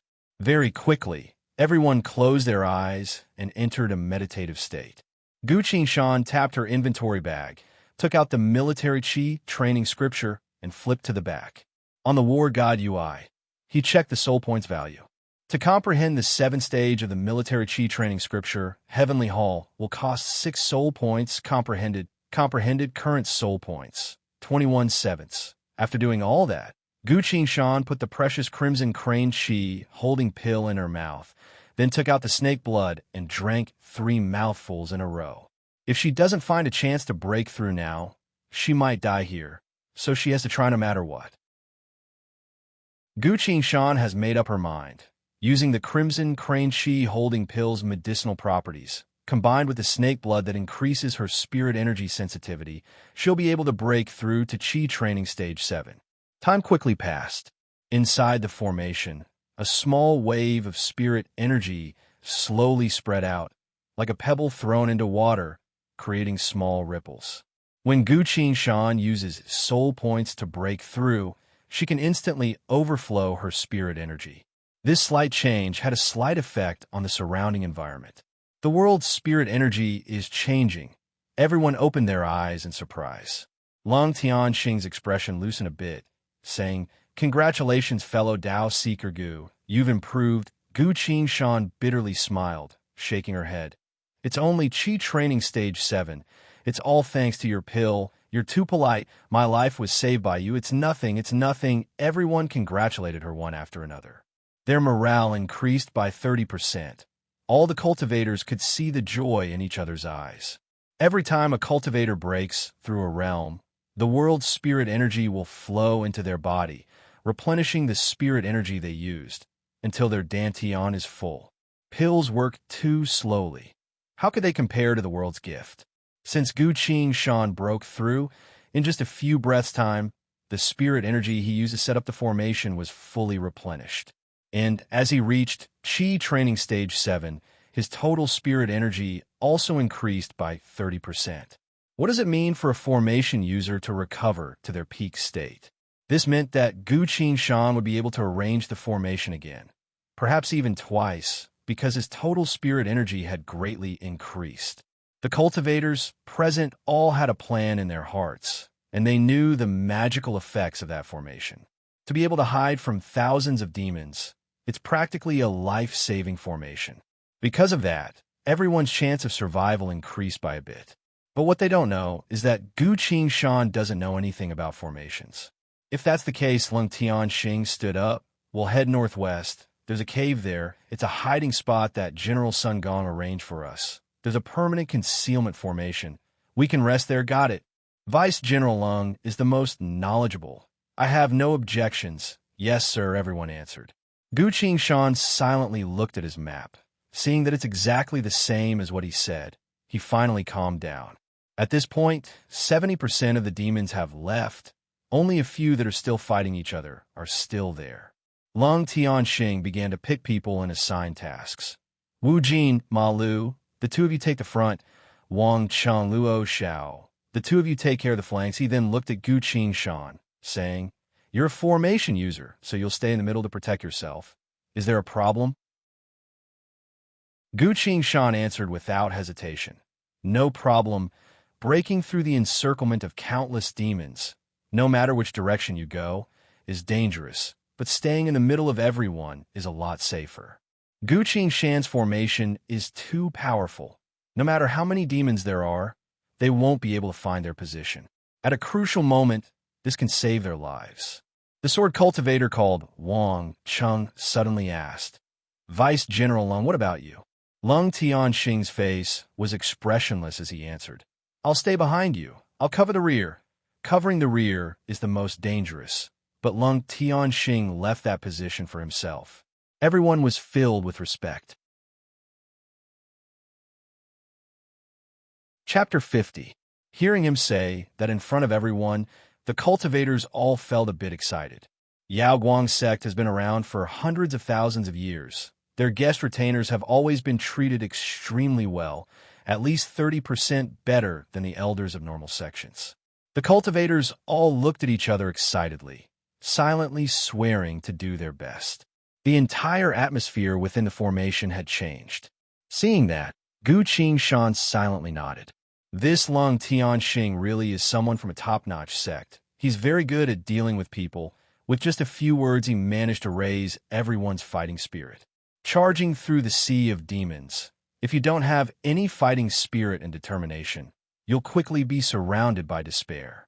If that happens, everyone will be finished. Lung Tianxing finally said, Everyone get ready. As soon as the formation disappears, we'll move out. No one objected, so everyone stood up. Gu Qingshan also stood up, sneaking a glance at everyone. Standing at the front of the group were Wu Jin and Ma Lu, both burly and full of blood essence. Wang Cheng on the left was holding a sword, while Luo Xiao on the right had a large blade resting on his shoulder. As for Lung Tianxing, he only held a fan in his hand, his expression cold and calm, standing in the middle of the group without saying a word. Gu Qingshan squinted her eyes, glancing back and forth, then had a good idea. Two martial grandmasters, a sword cultivator, a blade user, and an elemental cultivator. Together with me, a formation user. This isn't a bad lineup. While Gu Qingshan was thinking, the cultivators all silently made their final preparations. The light of the formation flickered, then disappeared without a sound. Wu Jin shouted, I'm going first. Go, we'll follow behind you. Lung Tianxing patted his shoulder and encouraged him. Wu Jin shouted. Every muscle on his body swelled up, his blood essence turned into 2 streams of white gas coming out from his nose. He let out a chuckle and slowly lowered his shoulder, aiming the heavy shoulder armor that was covered in spikes outside the formation. Mountain Reliance. Shouting, Wu Jin stepped out of the formation, relying on the sturdy shoulder guard to move forward a few dozen meters. The demons along the way were either knocked into the air or pierced through by his pauldrons. Wu Jin grabbed the demon hanging on the pauldron, broke its neck, and threw it to the side.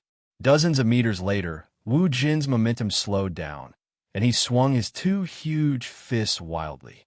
Chain punch. Die, all of you. The demons were caught off guard. A few of them were smashed into meat paste by Wu Jin. 1 breath, 2 breaths, 10 breaths. Hoo. Wu Jin opened his mouth and spat out a puff of white air. His figure paused for a moment. After erupting with his full strength, he was already showing signs of fatigue. I'll do it next. Ma Lu took his place and transformed into a giant, wielding a metal rod. He struck the demons along the way until they staggered. Taking advantage of this moment, Wang Cheng drew out his long sword and Luo Xiao drew out her broadsword. The 2 of them jumped out together. Saber light and sword shadows overlapped one another, slashing the fiendish demons beside Wu Jin and Ma Lu into bursts of blood mist.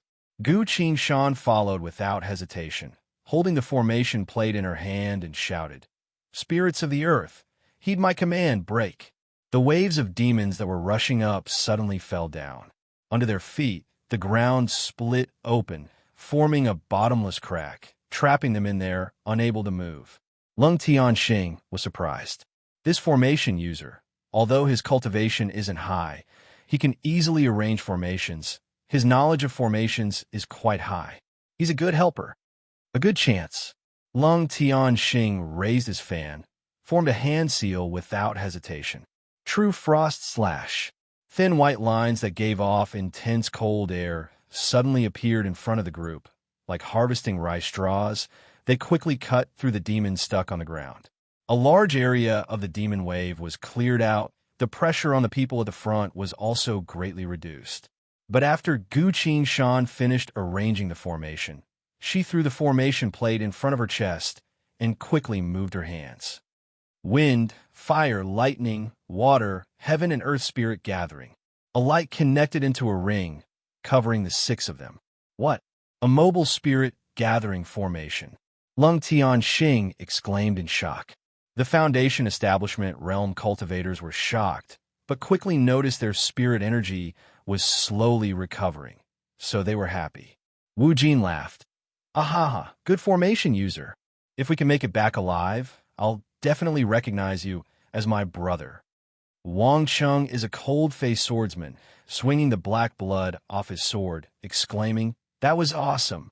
Normally, a spirit gathering formation can only be set up. Once it's moved, it'll lose its effect.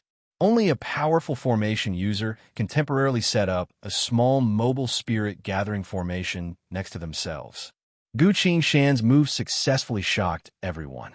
No one dared to look down on him anymore. Formations are the hardest to learn out of the six arts. The hardest to learn is divination. To learn formations and divination, it's like going against the flow of a waterfall or climbing a heavenly chasm.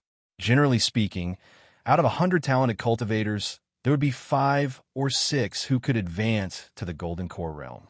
But at the same time, out of 100 talented cultivators, there might not even be a single one who's able to learn formations or divination. This is one of the reasons why Gongsun Ji has such a high evaluation in history. Good. Lung Tianxing praised. His left hand formed a hand seal. His right hand waved his fan, activating all his spells.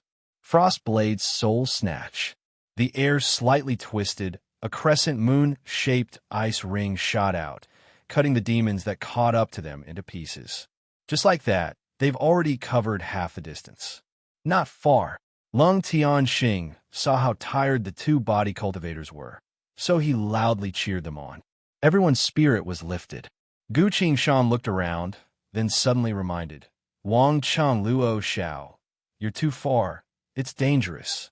The sword cultivator and blade user were killing the demons, getting further and further away from the group. They've already left the range of Gu Shan's formation. Hearing that, Wang Cheng turned around to look at him. While he was hesitating, Lung Tianxing suddenly shouted, "Come back." Wang Cheng's heart jumped, wanted to run back, but it was too late. A giant demonic hand came out from the ground, grabbed Wang Cheng, squeezing him into a ball of flesh and blood. A sword cultivator who's good at killing died just like that. His sword was covered in blood, still spinning in the air, about to fall into the endless horde of demons. In that split second, Gu Shan reached his hand out, circulating all the spirit energy in his body to pull Wang Cheng's sword from afar and pulled it back. On the other side, the blade user Luo Xiao was about to run, but a crimson gold demon grabbed his leg and threw him to the ground. Almost at the same time, Luo Xiao didn't even have time to scream before his head was bitten off by a demonic hound. The demonic hound was afraid that the other demons would steal its food, so it grabbed Luo Xiao's head and quickly ran away. The other demons all rushed forward, crazily devouring Luo Xiao's body. The demons were stimulated by the smell of blood and screamed in excitement again. More and more demons were rushing over. With 2 cultivators dead, the pressure on the rest of them increased. In just a few moments, Ma Lu and Wu Jin were covered in blood. Not a single part of their body was left intact. Gu Shan's heart tightened, asking, "How much further?" Lung Tianxing hesitantly spoke. "We're almost there. Should we just go ahead?" Gu Shan looked at the 2 body cultivators and spoke in a low voice. "We can't. Demons are the best at judging the situation. Knowing that we're moving forward, they'll definitely be prepared." He turned the formation plate and shouted, "Water, wind, mist, earth, blue heaven formation." This formation can only be used twice in total. After using it this time, they won't have any other way to avoid the demons. The formation plate lit up, drawing the spirit energy of heaven and earth from the void of space. Water, wind, mist, earth, the 4 types of spirit energy are arranged in a specific position, forming the formation in an instant. Chapter 51. The food that was about to be in their mouths disappeared without a trace. All the demons screamed in despair. After waiting for a few more moments, there's still no sign of any cultivators. The ground started to shake. A demonic ghost covered in fire jumped out from the ground, shaking its head as it looked around, letting out an unwilling roar. As soon as it appeared, all the demons around it subconsciously moved away from it. This is a terrifying crimson flame ghost, the third stage of elemental fire, magma, extremely powerful and hard to deal with. To kill it, a Foundation Establishment realm cultivator shouldn't even think about it. Seeing this, Lung Tianxing's back was covered in a thin layer of cold sweat. Fortunately, he didn't move forward. No matter how experienced or how capable he is, he's still only able to move forward and retreat among human cultivators. This is another world, a world that's already been destroyed. The endless demons made him feel like a child in a dangerous situation. If he's not careful, he'll die. Lung Tianxing shook his head, feeling helpless. Wu Jin stood up straight, ignoring the blood all over his body, and laughed. Aha! I finally made it. I made it. Then his voice stopped. Wu Jin's eyes widened as he fell backwards. His body smashed onto the ground with a dull thud. Almost at the same time as Wu Jin fell, Gu Qingshan stepped forward, crouched down in front of the corpse, and pressed her hand on his chest.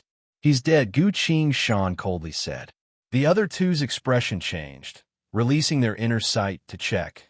Wu Jin really didn't have a heartbeat or breath. Ma Lu angrily roared. Lung Tianxing silently lowered his head, holding the fan in his hand tightly. Gu Qingshan took out a dagger from the corpse, stabbed it into the corpse's chest, opening it up in just a few moves. Stop! Seeing that, Ma Lu angrily raised his fist to attack Gu Qingshan. He's always been good friends with Wu Jin, but because of his grief, he decided to kill Gu Qingshan as well. A fan stretched out and pressed down on his fist. Ma Lu's eyes were bloodshot, shouting, Vice General Lung, I won't forgive him for doing this to old Wu's body. I won't let him off. Lung Tianxing stared at Gu Qingshan's movements and spoke in a low voice. Let's wait and see. Gu Qingshan stabbed the dagger in her chest and twisted it around her heart. The heart was cut open, and a low scream rang out. Gu Qingshan's expression was solemn as she slowly sheathed her dagger. Ma Lu stared at the dagger with his mouth agape. A thumb-sized pitch-black imp was strung on the dagger. The pitch-black imp struggled with all its might, but the dagger pierced through its chest, and it could not escape no matter how hard it tried. Its hands and feet were covered with sharp nails, and when it grabbed the dagger, it made a clanking sound. Heart-stealing little demon, it enters from the mouth and eats the heart. Gu Qingshan sighed and handed the dagger to Ma Lu. Avenge Wu Jin. Ma Lu's eyes were bloodshot as he held the dagger between his fingers. The pitch-black imp let out a blood-curdling screech, and together with the dagger, it was crushed by him. Ha ha ha ha ha. I didn't expect such an ending. Ma Lu suddenly laughed like mad. Lung Tianxing's expression changed, held him down, and said, The dead can't come back. Don't get yourself killed. Ma Lu pushed him away, screaming, He's dead. He's dead. Do you understand? We're all going to die here. Gu Qingshan stood up and spoke very seriously. That won't happen. We still have a chance. I'm going to run away first. Ma Lu's bloodshot eyes stared at Lung Tianxing, then at Gu Qingshan, speaking incoherently. I'm going to leave first. Don't stop me. Who dares to stop me? Saying so, black smoke began to rise from his body. As soon as this black smoke appeared, even Gu Qingshan's expression changed. Gu Qingshan and Lung Tianxing exchanged glances, seeing the fear in each other's eyes. Gu Qingshan took a few steps back, one hand holding the formation plate, the other hand behind his back, ready to take out his bow at a moment's notice. The sword is still in his inventory bag. He hasn't had the chance to use it yet. Lung Tianxing's expression was as cold as water, holding his fan as he took a step back, then another. The two of them stood side by side, spirit energy surging from their dantians, ready to strike. Kill, kill, kill, kill, kill all the demons. Ma Lu muttered as a layer of black light enveloped his body. Numerous black flowers appeared out of thin air, and countless stunning beauties appeared within them. All of them posed seductively, staring at Ma Lu with bewitching eyes. The black smoke circled around Ma Lu a few times, split into two, and entered his ears. Then, another cloud of black mist entered his mouth. In the end, the thick black fog seemed to have become solid and entered his eyes. Ma Lu's bloodshot eyes were slowly replaced by black. "Kill!" He spoke with a hoarse voice, stepped out of the formation, swinging his fist to kill all the demons outside the formation. But very quickly, even more demons surrounded him, turning him into a moving meatball. The demons opened their jaws wide, trying to bite him. But Ma Lu didn't seem to notice at all, still walking forward, throwing punch after punch, killing all the demons that came at him. A few moments later, the flood of demons devoured Ma Lu, not even leaving a single strand of his hair. It wasn't until now that the black smoke slowly dissipated. From the void of space, a satisfied moan could be heard. Delicious! Soul, Gu Qing-shan and Lung Tian-xing silently watched this. Both of them were soaked in cold sweat. After a while, the two of them looked at each other. "What exactly is this?" Lung Tian-xing muttered. Even someone like him, who doesn't care about anything, was a bit scared right now. Tianma, an almost invincible existence, Gu Qing-shan sighed, looking around. "What is a Tianma?" Lung Tian-xing asked. "A type of demon without a body, specialized in breaking the Tao heart and stealing souls." Gu Qing-shan didn't want to say much, afraid that he would lose his fighting spirit. Damn it! Damn it! Why did even a Tianma appear? I don't have any Buddhist items to defend against it. With a Tianma around, the situation is 10,000 times more dangerous than before. Tianma are invisible, always able to see through a cultivator's Tao heart's holes and devour their soul vessel. Neither Lung Tian-xing nor I have a way to deal with it. Tianma are very territorial. Unless they have no other choice, they usually don't want to leave their territory. Right now, the only way to survive is to leave this place as soon as possible. Thinking that, Gu Qing-shan quickly asked, "Do you have any more Crimson Crane Chi holding pills?" Lung Tian-xing took out 2 crystal-clear pills, holding them in his palm. The last 2, Gu Qing-shan didn't hesitate and said, "Give them both to me." Lung Tian-xing looked at her.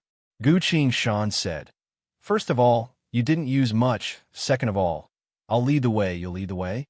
Lung Tian-xing was a bit surprised.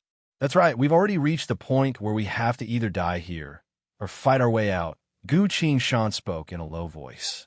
He could already tell Lung Tian-xing is an expert in spells, but he's weak in close combat. If he doesn't have a powerful teammate to help him cast spells, no matter how strong Lung Tian-xing is, he won't be able to make it through this last part of the journey. Very well, Lung Tian-xing went silent for a bit, then said, "If you die, even if I have one more Crimson Crane Chi holding pill, it'll still be useless." He threw the 2 pills to her. Lung Tian-xing didn't use much in the battle just now. So even if he ate this pill, it wouldn't be as valuable as Gu Qing-shan's. Once Gu Qing-shan recovers all her spirit energy, she'll be able to open the formation again, allowing the 2 of them to hide again. If that was the case, they would have another chance to catch their breath. That was what he was thinking. He didn't know that the formation could no longer be set up. Gu Qing-shan received the 2 pills, popped one in her mouth, and carefully put the other away. In his mind, his evaluation of Lung Tian-xing increased by 1 point. It was one thing to understand, but it was another to be willing to part with such a precious medicinal pill. Being able to be so generous even in a situation of life and death, he's already a qualified comrade. If that's the case, I can fight without worry, just to get out of Tianma's territory as soon as possible. Gu Qing-shan made up her mind and said, "The formation can still hold for a bit. You should rest first." Chapter 52. You're also a martial cultivator? Lung Tian-xing looked at him, putting on the pauldrons, finally couldn't help but ask. Gu Qing-shan didn't bother to answer, only pointed in a direction and asked, "The place we're going, is it that way?" Lung Tianxing followed his finger and answered, "That's right. That direction is filled with demons. There's not even a place to stand, like a tidal wave. If they want to escape from that direction, it'll be a bloody battle." Gu Qingshan scowled. Both he and Lung Tianxing are good at long-range attacks, but without a martial cultivator to clear the way, the two of them will quickly be drowned by the horde of demons. In the following battle, they'll need a close combat martial cultivator to hold them off. In truth, a sword cultivator can also hold off this many demons. As Gu Qingshan thought about it, he suddenly tapped his inventory bag and took out a sword. This is the sword that Gu Qingshan used all his strength to retrieve after Wang Cheng died. Gu Qingshan held the sword, carefully looking at it. From the outside, it looks like a standard sword. The only thing special about it is the word Qianqi engraved on the hilt. Carefully sensing it, the blade of the sword carries a bit of coldness. Gu Qingshan lightly swung the sword. The coldness silently spread out. Sword cultivator Wang Cheng is a Qianqi captain, so according to the corresponding treatment, his sword was made with a bit of precious chilling soul iron. With this bit of chilling soul iron, the sword becomes twice as sharp. The only bad thing is the blacksmith only cares about sharpness when forging the sword, so the blade is half an inch too thin. It's easy to bend or even break in an intense battle. You know swordsmanship? Lung Tianxing saw him so focused on the sword, so he asked. Right now he doesn't dare to look down on this formation user whose cultivation isn't that high anymore, so he's treating him as an equal. Gu Qingshan's expression didn't change at all, only answered, "I know a bit." In his vision, the War God UI's notification started to pop up. Discovered sword. Detected that the player knows 1753 types of sword techniques. Detected user has War God UI and War God skills. There are no traces of God fiends. The environment is stable and safe. Removing protective measures. Beginning memory return. Awaken. From now on, players can use soul power to awaken their swordsmanship cultivation. Gu Qingshan stood up and lightly swung her sword. Ding! The system beeped again. According to the player's memory, considering the player's current cultivation, the sword techniques that won't cause the player's body or soul to collapse are listed below. A few options popped up on the War God UI in front of Gu Qingshan. Sword art. Wine/sword art, sword art. 100 Tai sword art, sword technique. Flowing cloud, sword technique, sword technique. Mountain splitting, sword technique. Sword technique. 4 Cs, sword technique, secret art. Water, flow, severance. In view of the fact that the player already has a deep understanding of the various sword arts, the cost of awakening the previous sword arts cultivation has been minimized. Awakening sword technique costs 5 soul points. Awakening secret art costs 10 soul points. A secret art is a powerful sword technique. These types of sword techniques usually only have a single strike, the king of all sword techniques. For a cultivator's point of view, a secret art is a sword cultivator's thaumaturgy. Glancing over, Gu Qingshan quickly made her choice. Awaken wind/sword technique. Mountain splitting sword technique. Awaken secret art. Water flow severance ding wind/sword technique. Mountain splitting sword technique. Secret art. Water flow severance have been awakened. Soul points cost 20 current soul points. 1/7. Following the consumption of soul points, Gu Qingshan felt a series of memories popping up from the depths of her forgotten memories. The memories that were sealed away in her mind suddenly became vivid, as if they only happened yesterday. In a military camp at the front line, a group of soldiers were whispering to each other. "Ah, he wants to learn the first 3 strikes of wind slash. He's nothing but a piece of trash. The game has already been going on for over half a year. Yet he only knows to enter the game. That's right, we're already getting used to our swordsmanship. He's only just joined the vanguard. But that's fine, we'll have someone to be cannon fodder from now on. That's right, from now on, when we go out for missions, let him take the lead, ahaha." That's right, the voices of discussion stopped. The scene changed. The moon was in the middle of the sky. There was no one around. The young him was alone, training his swordsmanship in a secluded place. The skin on his right hand is already broken. His hand is wrapped in several layers of bandages. As he holds his sword, he feels a sharp pain. No, I can't give up. This is my only chance to change my fate. Gu Qingshan gritted her teeth and made up her mind. Her sword swung again. A layer of blood slowly seeped out from the bandages. He was sweating profusely, training his swordsmanship. This scene slowly disappeared, and soon after, a new scene slowly appeared. Vanguard's Gu Qingshan, brave and courageous. Having killed a demon, special reward is wine/sword techniques, secret art, yes. The scene disappeared, replaced by a new one. On a high platform, Gu Qingshan was smoothly performing the wind/style. That's a bit interesting, but he's too old. How unfortunate. At this age, his potential is limited. We don't want him either. That's right, he's almost 20 years old and only knows a single wind/. His comprehension isn't that great. We don't want him either. Then it's decided the semester examination first round results in elimination. I think that's fine. Then it's decided the next one get on stage. The scene changed. Gu Qingshan was like a zombie, standing still on the desolate street, ice and snow covering his body. Suddenly, two cultivators walked past him, whispering to each other. The auction house has quite a few sword techniques up for auction. I've taken a liking to one of them, but the price is quite high. I'll need to go back and gather some spirit stones. Ah, is that so? Do you want me to help you? Then I'll thank you, senior brother. As soon as their conversation reached Gu Qingshan's ears, Gu Qingshan abruptly turned around. Fellow Tao Seeker, is what you said just now true? Where did this Qi training realm trash come from, Scram? You're Gu Qingshan? Have you really thought about sneaking into the demon's territory to collect herbs? As long as your promised payment doesn't change, our shop's 1,000-year reputation will never change. Then there's no problem, little brother. I want to remind you, if you die in the demon's territory, we won't be responsible for collecting your corpse. No matter. No one will need my corpse to mourn. Ha!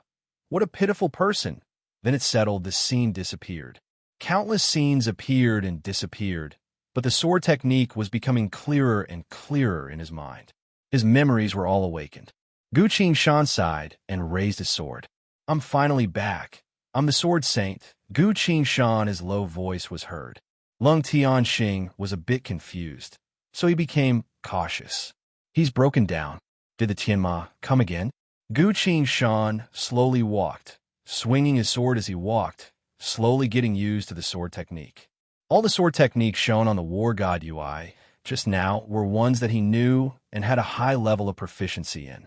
The reason why he chose these 3 sword techniques was because Gu Qingshan had seriously thought about it.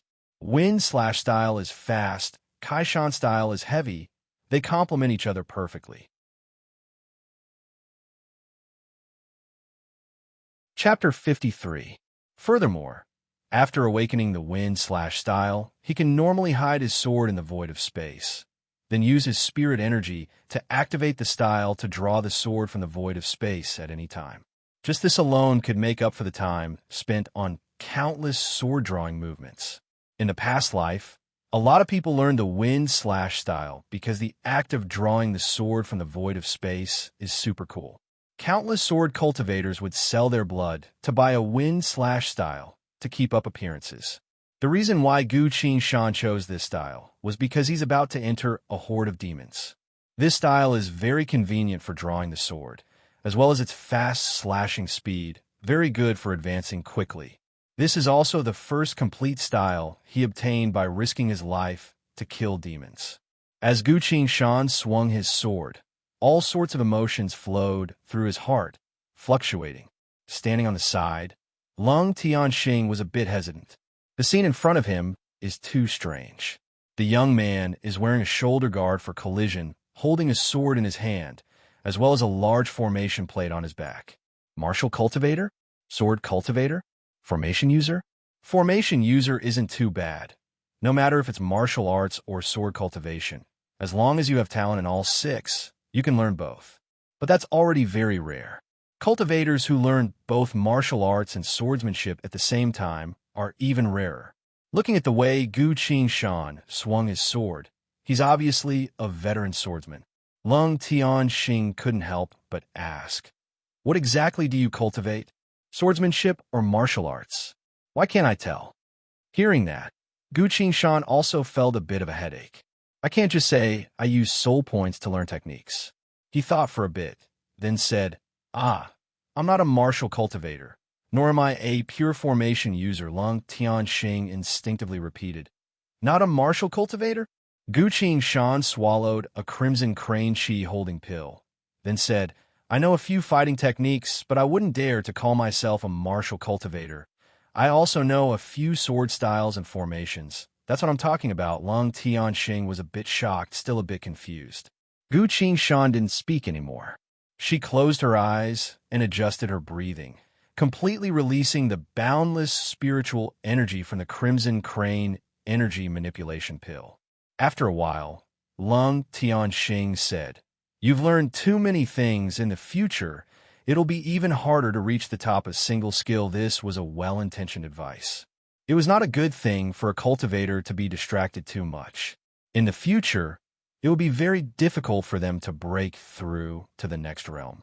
Gu Qingshan sensed his good intentions and smiled. "Don't worry, it's just some tricks." Lung Tianxing, "A trick?" Gu Qingshan, "Yes, a way to survive."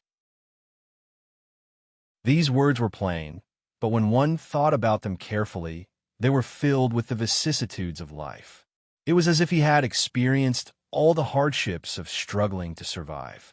This was also the true portrayal of humanity's bitter struggle to survive in the last few years of the apocalypse. Lung Tianxing went into deep thought. As soon as she finished speaking, Gu Qingshan stood up and leaned forward slightly. Just like Wu Jin did earlier, she aimed her pauldron at the outside of the formation and moved it back and forth a few times. Gu Qingshan said, "There's about half an incense's worth of time before the formation disappears." Lung Tianxing couldn't help but ask, "How do we cooperate?"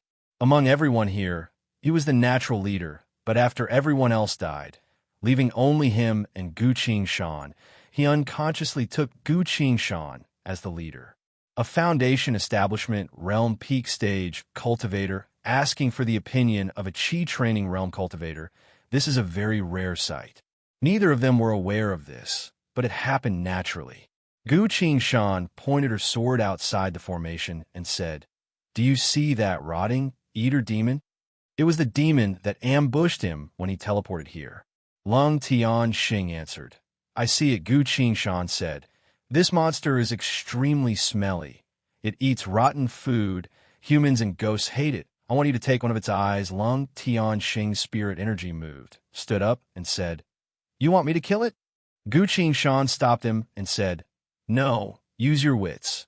Only to see Gu Qingshan put the Heart Stealer imp on the ground, chopped it up, then took out a portion of demon snake blood and poured it on the Heart Stealer imp's body. After that, Gu Qingshan dug out a few rocks about half the height of a person and neatly arranged them on the ground. He carefully smeared the imp's body on the rocks. Lung Tianxing silently watched this. Everything the other party had done was beyond his imagination. Outside the formation, the rotting eater demon was slowly moving. It was still hungry and wanted to find a crippled demon to eat from among the surrounding demons. But the other demons all stayed far away from it. They would rather fight with other demons than to get close to the smelly, rotting eater demon. Although the rotting eater demon is strong, its movement speed is too slow. Other demons of the same rank can outrun it, so it can only eat rotten things. While the rotting eater demon was troubled, it suddenly heard a thud. A strange thing covered in an alluring smell fell next to it. From the looks of it, it's a square rock, but the color is a bit different. It seems it's the color I like. The rotting eater demon instinctively sniffed it. The smell of blood. This thing smells good, but it's too small, barely enough to fill the gap between its teeth. The rotting eater demon originally didn't want to care, but the alluring smell of blood mixed with a sense of power made it hungry. Finally, the rotting eater demon jumped over, bit the thing on the ground together with the rocks on the ground, and chewed. Tastes good, but there's too little. While the rotting eater demon was regretting, another strange thing fell not too far away from it. This distance, it only needed to move a bit to reach it. The rotting eater demon slowly crawled over and ate it. Power, fragrance, delicious taste mixed with a sense of coldness. The rotting eater demon directly ignored the last feeling. Is there more? It was full of hope as it waited. A miracle happened. Another square rock fell, not too far away. The rotting eater demon quickly crawled over. Gu Qingshan looked at the rotting eater demon and said, "It's here. You only have one chance to attack." Lung Tianxing couldn't help but become nervous. "What if I fail?" Gu Qingshan replied. "Then we'll have to think of another way. But there's no better way than this," Lung Tianxing asked. "What if I succeed?" Gu Qingshan very cautiously said, "Give me the eyeball right now. After I'm done, the formation's time limit will also be up." "All right." Lung Tianxing took a deep breath and stared at the rotting eater demon. He wasn't worried that Gu Qingshan would betray him. After all, he's a realm higher than the other party. If he uses his full strength before dying, he'll have a way to drag the other party down with him. He looked at Gu Qingshan. This guy isn't an idiot. He won't ruin things in this kind of situation. At this time, Gu Qingshan lightly shouted, "Do it!" Lung Tianxing circulated his spirit energy, wielded the feather fan in his hand, and swung it in the air like a blade. Frost blade true slash. Outside the formation, the rotting eater demon let out an earth-shattering roar. A thin line of frost appeared on its forehead, followed by black blood splattering everywhere. The frost blade that appeared out of nowhere cut off half of its head. It was heavily injured and even lost an eye. This kind of injury, even for it, is quite heavy. The rotting eater demon rolled on the ground like it had gone mad. The two people inside the formation didn't look at it anymore. Instead, they released their inner sight to scan the sky full of rotten flesh.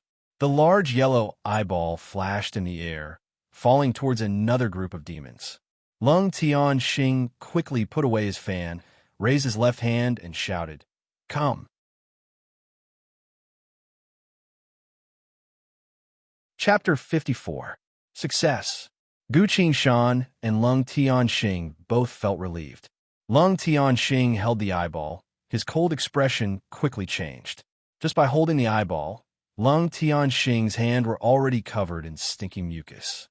He quickly threw the eyeball to Gu Qingshan, took out a handkerchief, used a spell to draw water, and washed his hands. It was so stinky that Lung Tianxing couldn't take it anymore. He came from an aristocratic family, a dragon among men. Everything he eats is the best. Even the sect he joined is one of the best. Not to mention the treatment he received, he's never touched such a filthy thing in his life. Lung Tianxing would rather charge into the horde of demons and kill for a while longer than touch this thing again. Well done. Gu Qingshan praised him, took the rotting eater demon's eyeball, and chopped it into mush. Holding the mush in his hands, he smeared it all over his body. Very quickly, the standard armor of the vanguard started to emit a horrible stench. Lung Tianxing was obviously disgusted, asked, "Do you know how stinky this is?" While smearing it, Gu Qingshan answered, "The rotting eater demon's body fluid is inside the eyeball. If you smear this on your body, the demons will instinctively think you're a rotting eater demon. Our spirit energy is limited. If we don't use this, we'll die for sure in front of these powerful demons." He held the mush-like eyeball in his hand, showing it to Lung Tianxing. "Although you don't need to lead the way, it's still very dangerous behind. I suggest you do a bit as well." Lung Tianxing retreated a few steps without hesitation, frowning. "I don't need this," Gu Qingshan very seriously said. "You don't need this. If you get caught by the demons, you'll definitely die." Lung Tianxing looked at the mush-like eyeball again, shook his head. "If you smear this on your body, you might as well reincarnate. People from big sects are indeed different." Gu Qingshan shrugged and begrudgingly pulled her hand back. A few dozen seconds later, the two of them were ready. Gu Qingshan said, "Let's go." "Very well." Lung Tianxing stood up, signaling that he's also ready. Gu Qingshan took a deep breath and looked at the war god UI. Consume 1 soul point to learn martial skill. Mountain lean. Remaining soul points 0/7. A warm current flowed from the pauldron into Gu Qingshan's body and finally gathered in her sea of consciousness. Gu Qingshan pointed in a direction and said, we'll break through from here. Seeing that, Long Tianxing was a bit surprised. If we go this way, we'll have to take a detour, Gu Qingshan said. I've already checked. There aren't any overly powerful demons along this path. Long Tianxing suddenly looked at him and said, You know demons very well. Gu Qingshan patted his shoulder and said, Yes, I'm a soldier of the vanguard. Without waiting for Long Tianxing to ask, Gu Qingshan shouted, I'm going. His chi and blood surged as he dashed out of the formation. Mountain lean. Just like Wu Jin, Gu Qingshan was able to display the exact same fearless charge. The only difference was that he had a bit less spirit energy compared to Wu Jin, so his charge was a bit weaker.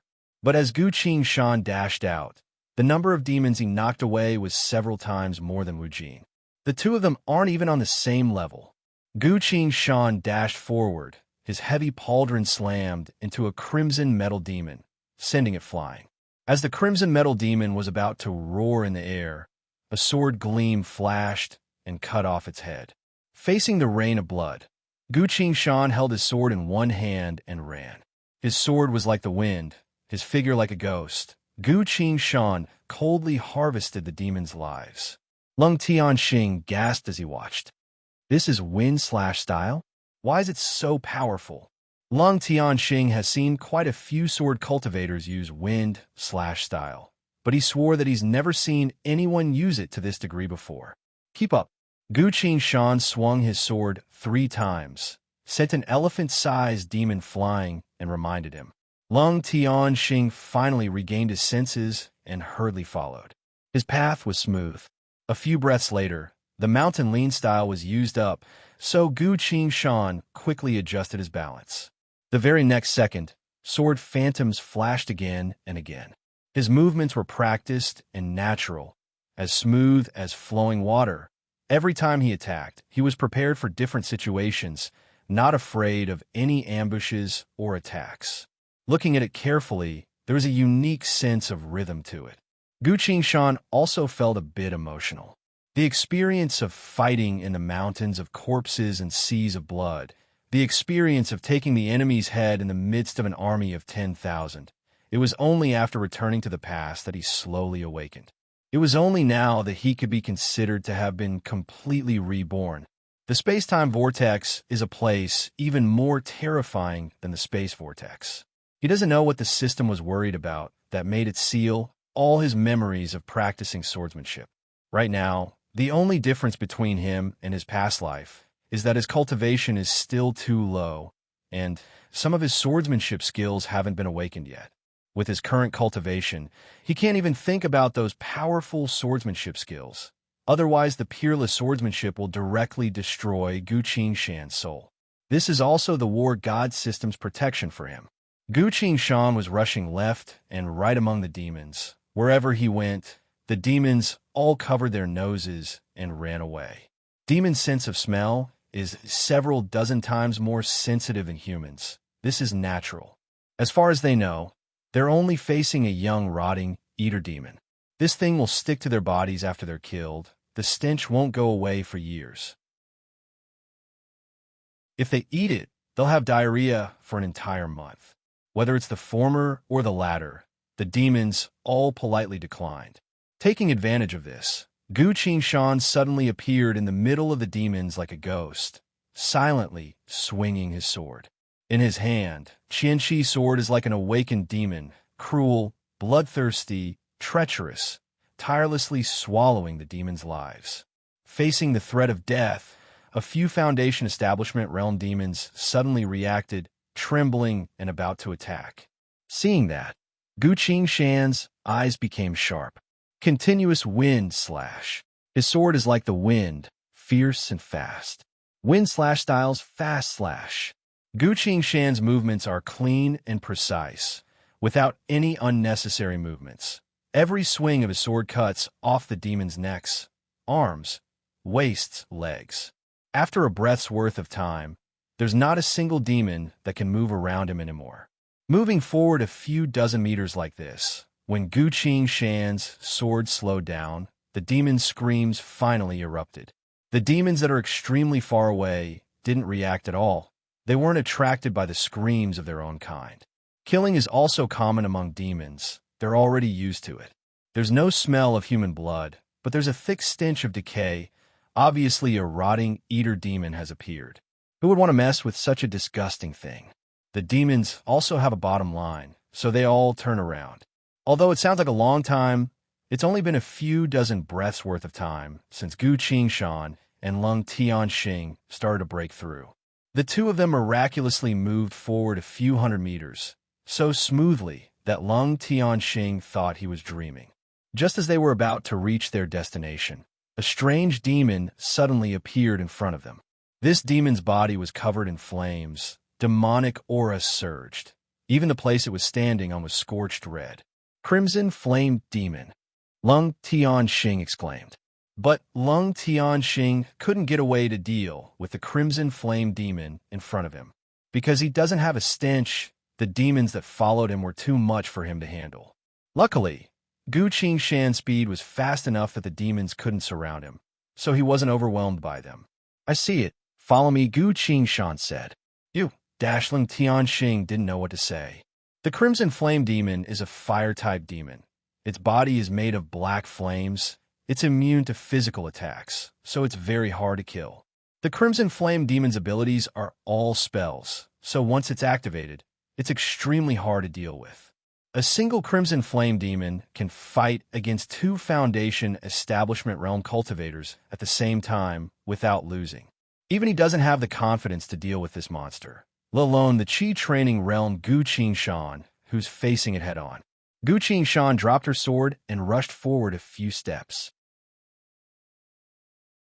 Qianqi's sword flipped in the air, then disappeared without a trace. It was hidden by Gu Qingshan using wind/style in the void of space. Seeing the two of them rushing towards it, the Crimson Flame Demon smirked, opened its mouth to spit out a fire-type spell from a few dozen meters away. We're too far away. I can't do it in time. As soon as Lung Tianxing saw it, he knew it's a matter of life and death. The Crimson Flame Demon's fire-type spell has reached the realm of magma. The two of them can't block it at all, so they can only dodge to the side. But as soon as they dodge, the momentum of their charge dissipates, so if they want to move forward again, it'll be several times harder than before. That's basically a dead end. Lung Tianxing's heart sank. He's too busy dealing with the demon behind him to stop the Crimson Flame Demon's attack. Could it be, this is where I'll die? A bow suddenly appeared in Gu Qingshan's hand. Before he even moved, a streak of light already shot out from a bow. Bombardment, sharpshooter, riding wind. Gu Qingshan's arrows, under the effects of bombardment and riding wind, have both speed and damage. A cold gleam flashed.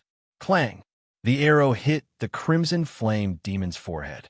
The Crimson Flame Demon's head jerked up. The Crimson Flame Demon is a big demon. It's very strong. It can't be killed by Gu Qingshan's Qi Training Realm Spirit Energy. But Gu Qingshan's goal has already been achieved. Under the arrow's attack, the Crimson Flame Demon couldn't help but raise its head, spitting out a terrifying flame that it had already prepared straight up to the sky. That works too, Lung Tianxing muttered, a bit lost. It took him a lot of effort to accept that she's a dual cultivator of martial arts and swordsmanship, but then a bow came out of nowhere and saved his life with a single arrow. As a direct disciple of a big sect, Lung Tianxing is very knowledgeable. As soon as Gu Qingshan's bow moved, he immediately recognized riding wind, sharpshooter, and bombardment, the three archery skills. They're all general-level archery skills. Lung Tianxing is going crazy. Just who is this person? Is he a natural-born saint? Otherwise, how could he study formations, martial arts, swordsmanship, and archery to such a degree at the same time? Lung Tianxing couldn't help but think. In reality, right now Gu Qingshan is basically a great sword saint, suppressing his cultivation to Qi Training Realm to fight against the demons. With his experience, he doesn't even need to think to find the best way to fight. Gu Qingshan still didn't say anything, taking advantage of the fact that the Crimson Flame Demon still hasn't regained its senses, rushed forward and rammed into it with its shoulder. Mountain Lean, The Crimson Flame demon was sent flying, landing in the middle of the demons a few dozen feet away. The demons were shocked by this, angrily rushed forward and started to fight the Crimson Flame demon. The Crimson Flame demon dizzily crawled back up, furious, about to retaliate, but got caught in the middle of a group of demons, unable to escape. "All right, let's go," Gu Qingshan said in a low voice. Lung Tianxing felt a bit numb. Gu Qingshan silently checked her spirit energy, noticing that after reaching Qi Training Stage 7, her spirit energy has increased by a lot. The amount of spirit energy needed for a single attack dropped from 90% to 50% now. She still has some left over. Gu Qingshan put away her bow and clenched the void of space. Qian Qi's sword appeared, caught in his hand. He stopped, using a few breaths' worth of time to adjust his breathing. As the demons around him saw the sword in his hand, they all stopped, hesitating for a bit. They roared, watching each other, waiting for the other demons to attack first. An extremely rare scene appeared. In just a few breaths' worth of time, the horde of demons silently retreated. None of them tried to attack first.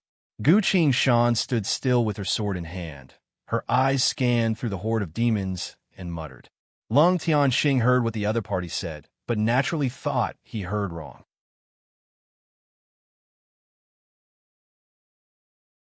Chapter 55. Gu Qingshan leaned forward, holding his sword as he rushed forward. Behind him, Lung Tianxing was casting a spell to freeze all the demons that were chasing after them. And the demons that tried to attack them were turned into bits and pieces by Gu Qingshan's sword phantoms. The two of them continued to move forward in the sea of demons for a few dozen meters. Lung Tianxing suddenly spoke with a hoarse voice. "I can only hold on for 10 breaths at most." Gu Qingshan quickly looked back, only to see countless demons regaining their senses, rushing forward along the path the two of them took. With so many demons rushing at them, plus their all-foundation establishment and early Golden Core realm, Lung Tianxing can't kill them all with a single spell, let alone kill them all, so his casting speed can't keep up. No, if this goes on, Lung Tianxing will die. If he dies, I won't be able to reach that safe place by myself. Do you have any talismans? Gu Qingshan quickly thought, then suddenly asked. I do, but I've already used a few. There aren't many left, Lung Tianxing answered. You go in front, conserve your spirit energy, and use talismans. Just open a path. Don't worry about the demons' lives, Gu Qingshan said. You'll stay at the back? Lung Tianxing asked. I'll do it, Gu Qingshan answered. All right, Lung Tianxing looked at him deeply. In such a dangerous situation, if they don't make it to the safe place, then the person at the back will die first. Gu Qingshan's actions made him look at her in a different light. It's now that he truly considers Gu Qingshan as his comrade. Get ready. Saying so, Gu Qingshan took off his armor. All the buttons on the Vanguard's standard armor popped open. Gu Qingshan raised his hand and threw the armor at the horde of demons at the back. These demons crave for flesh and blood, so they didn't retreat even half a step under Lung Tianxing's bombardment. Instead, they kept getting closer and closer. However, as soon as the stinky mucus-covered armor flew over, the demons covered their noses and fled in all directions. It was so smelly that even Lung Tianxing's eldest son, Lung Tianxing, had to use his spirit energy to protect his nose and all the pores on his body in order to prevent himself from fainting. Change positions. Gu Qingshan shouted in a low voice, and the two of them quickly swapped places. Lung Tianxing took out a stack of talismans and threw them out one by one, blowing away the demons that haven't gathered yet. There was no need to cast spells, and only a small amount of spiritual energy was needed to activate it. The attack frequency was very fast, and the only drawback was that it burned money. The one thing Lung Tianxing doesn't lack the least is money. Right now, there's only 2 people left in the group. The situation is dire, so he decided to use all of his talismans. Taking advantage of the fiendish demon's retreat, the two of them not only swapped positions, but also rapidly advanced tens of meters. Who would have thought this stench would actually be useful, Lung Tianxing thought. If he had compromised at that time, his body would have been covered in the disgusting bodily fluids of the rotting eater demon. Do you regret it? Gu Qing asked. No, definitely not. Lung Tianxing's face paled. The two of them quickly ran. As they got further and further away, the stench from the armor could no longer be smelled. Very quickly, the fiendish demons frenzied pursuit. Split Mountain! Gu Qing shouted, wielding her sword with both hands. Her presence suddenly became heavy. She swung her sword. Boom! Crash! The demons that were hit by the sword were all cut into pieces and sent tumbling backwards by the unparalleled force. Along the way, the fiendish demons were all knocked down by the flying corpses. Split Mountain is very heavy. Each strike carries a force of over 1,000 pounds. If the opponent isn't careful, they'll be at a disadvantage. But Split Mountain is very slow, so it's easy to dodge. A normal sword cultivator wouldn't be able to use this kind of sword style that's full of flaws. Only the stupidest sword cultivator and the most brilliant sword cultivator would dare to use this sword style. As the sword screeched, each strike carried a white misty flow of energy, knocking the fiendish demons away one after another.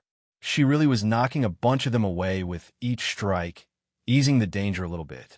The two of them were like a single tree in the middle of a storm, barely able to hold on under the storm, almost getting swallowed up by the wave of demons each time. Gu Qing didn't even care about her attacks anymore, only using Split Mountain sword style to its fullest.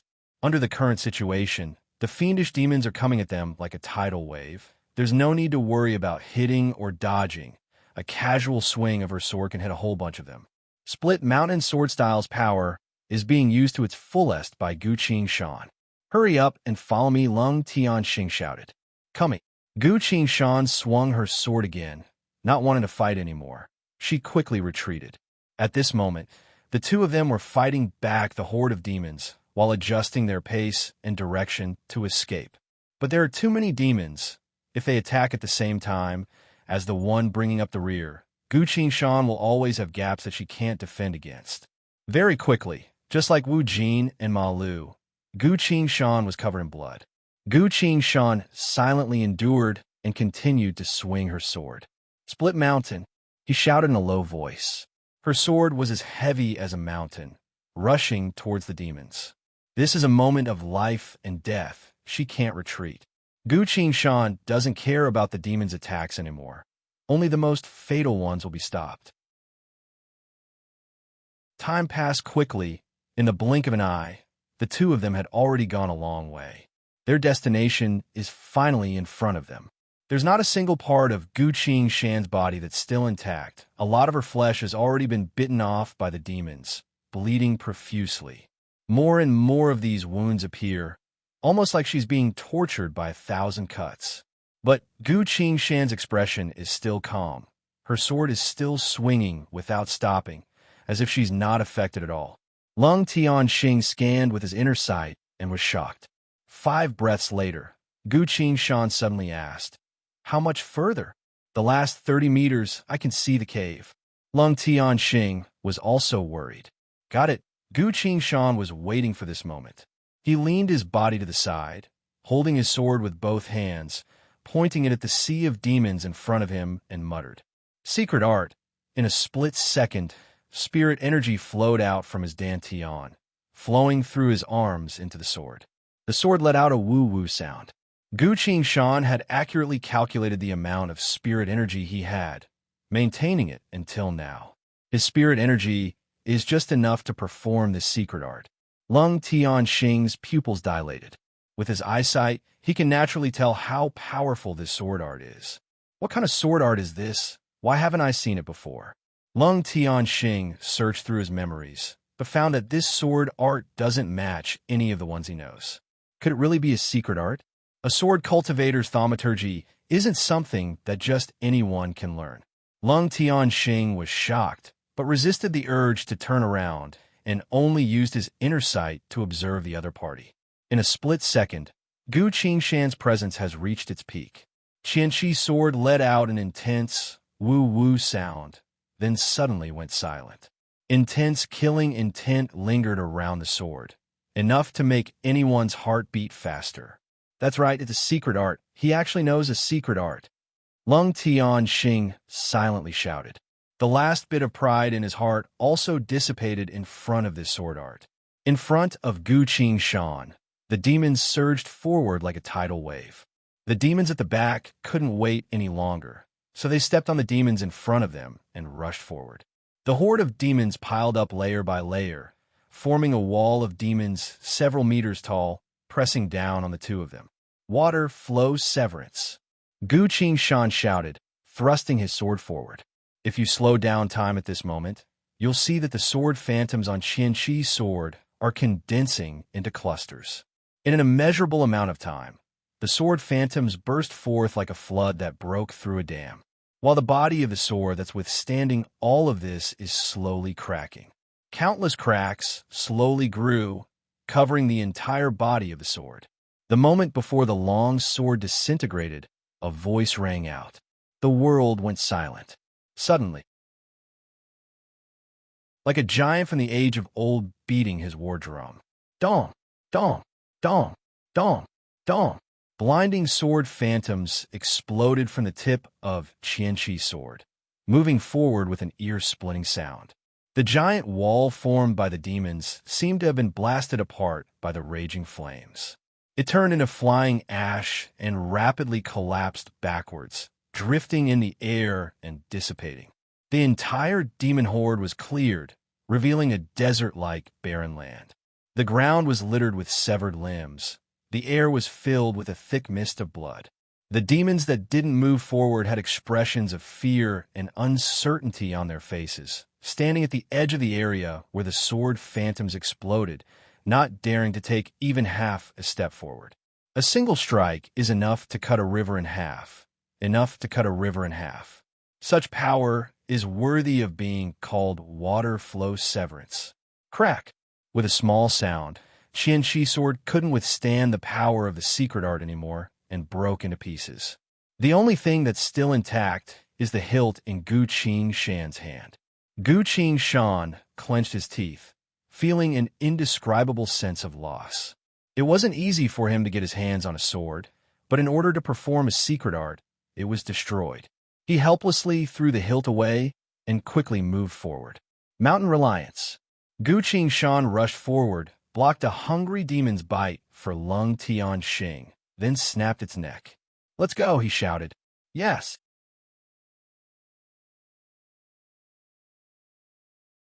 Chapter 56. The two of them moved quickly. They weren't aiming to kill the demons that were charging at them. As long as they repelled them, they would be able to escape. 20 meters, 10 meters, 5 meters. They're coming in. As the two of them flew into the cave, Gu Qing Shan stood up and kicked a crimson golden demon out of the cave.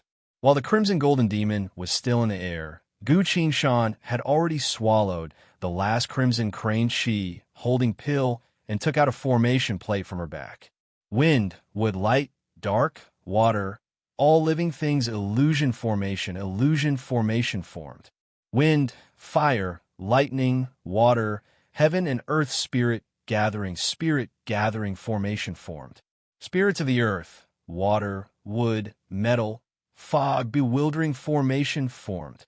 Grand exorcism, demon devouring formation. Devouring formation formed. At this moment, all the defensive formations on the formation plate that Gongsun Ji gave them were activated by Gu Qing Shan. The crimson golden demon that was kicked out rolled a few times on the ground, then stood up. The crimson golden demon was furious, about to howl, but found that there was nothing in the cave behind it. In the cave, a faint mist rose up, and there was a loathsome aura looming in and out of existence. Following that, the cave slowly disappeared. With the crimson golden demon's brain, it couldn't understand what just happened. It only felt that this place was disgusting. The crimson golden demon grumbled a few times, shook its head and tail, then staggered away. Following that, the hundreds and thousands of demons that followed couldn't find any prey at all. Strange, were the two food? Who ate it secretly? The demons were observing each other, but couldn't find any meat or blood on any of their mouths. The demons began to fight one after another, venting their anger. After a while, the demons reluctantly scattered. They couldn't help but slowly leave the cave. After doing that, Gu Shan put the formation plate down, sat down on the ground, breathing heavily and shouted, "My spirit energy is limited. These formations won't hold for much longer." Quickly open a large-size quarantine formation. Fighting with her life on the line, using her secret art, as well as arranging several formations in a row, Gu Shan was already at the end of her rope. He could barely lift his arms. Fortunately, he still had one last crimson crane energy controlling pill, which was slowly taking effect in his chest. Seeing how exhausted Gu Shan was, Lung Tianxing stood up and went deeper into the cave. On the mountain wall in the depths of the cave, there was a formation that was as tall as 3 people. This spirit formation was specially used to prevent demons from spying. There was another spirit formation on the ground beside it. It was a super long-distance teleportation spirit formation. These 2 Dharma formations represented the highest attainments in Dharma formations of the human race. Lung Tianxing jumped up, took out a few mid-tier spirit stones, and put them into the grooves of the formation. Buzz! The large-size seclusion formation slowly activated. Lung Tianxing then looked at the super-distance warp formation. His expression changed and exclaimed, "How could this be?" Gu Shan's heart skipped a beat when she heard the commotion. If something goes wrong at this time, even if he's super powerful, he won't have any spirit energy left to use. He struggled to stand up, asking in a low voice, "What's wrong?" Lung Tianxing dejectedly answered, "The super-distance warp formation isn't complete. We can't go back at this moment." Lung Tianxing was really disheartened. After so many hardships, with so many casualties, they finally made it here, only to have hope turn into despair. Gu Shan thought for a bit, then took out a metal ball from her chest and asked, "Do you need this?" Lung Tianxing's eyes lit up, saying, "A special rune seal." "That's great, we're saved." "A special rune seal?" Gu Shan repeated. "Wait a minute." He slowly looked up at Lung Tianxing. "What do you think this is?" "A component of General Sun Gong's formation." Lung Tianxing was still immersed in joy. "With this, we can complete the super-distance warp formation. We'll be able to return from here. Is this not a keepsake?" "Not a keepsake to call for reinforcements?" Gu Shan grabbed Lung Tianxing's sleeves and shouted, "Keepsake? How could this be a keepsake?" Lung Tianxing looked at Gu Shan strangely. Gu Shan let go of his hand, retreated step by step, then sat down on the ground. His face was ashen, and his heart sank to the bottom of the valley. So Gongsun Ji already had the will to die. The only reason Gongsun Ji gave me this was to help me escape. Gu Shan's fist slammed into the mountain wall, sending rocks flying everywhere. What's the point of me going back by myself? Damn it! Why didn't I think of that earlier? My identity is only a soldier of the vanguard. There's no way I can send any information to the higher-ups. In this world, no one would believe your words if you didn't have a cultivation base or an identity. Not to mention the fact that the higher-ups of humanity have a demon spy. As soon as I go up there, I'll be casually charged by the spy and executed. Go find the saints? No, that's even more impossible. Even people like Gongsun Ji and Ning Yuechan had to spend 300 years of their sex savings to exchange for a single saint's communication talisman. Compared to Gongsun Ji, Gu Shan is like mud to the clouds. Not to mention meeting the saints, he can't even get a single communication talisman from the saints. What should I do? What should I do? There's only half a day left before Gongsun Ji dies. What's wrong? Seeing his expression, Lung Tianxing couldn't help but ask. Don't say anything for now. Gu Shan slapped his cheeks, forcing himself to calm down. How can I save Gongsun Ji and Ning Yuechan? He thought about it bit by bit. Going to their sex is definitely not an option. That spy from humanity's higher-ups is definitely keeping an eye on the 2 sections. What did General Sun Ji tell you? Gu Shan asked. Seeing how serious his question was, Lung Tianxing's expression also became serious and answered, If he doesn't come back, we'll just return to our own world, hide our identities, and wait for him to expose the spy, Gu Qingshan sighed. How pitiful!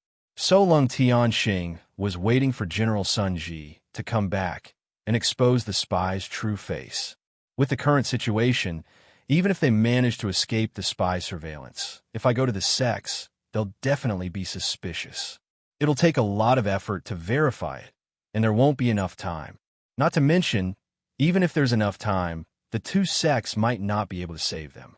The demon's display of power is too terrifying. This time, they're coming out in full force again. It won't be long before the 5 demon generals appear. The faceless giant and the 5 demon generals. After that, the Earthen Demon Army will also return to the front line. The Earthen Demon Army will counter the formation. At that time, Gong Sun Ji and Ning Yuechan will be in even more danger. This formation is enough to make anyone feel despair. Then what else can I do? Gu Qingshan clenched his teeth as countless thoughts flashed through his mind. After a while, he closed his eyes and sighed. The 3 saints. Only the 3 saints can save them in time. Only then can they be saved. The problem has returned to its original point. The 3 saints are humanity's strongest fighting force. Normally, even the sex masters wouldn't be able to meet them even if they wanted to. Not to mention, Gu Qingshan is only a nameless frontline soldier.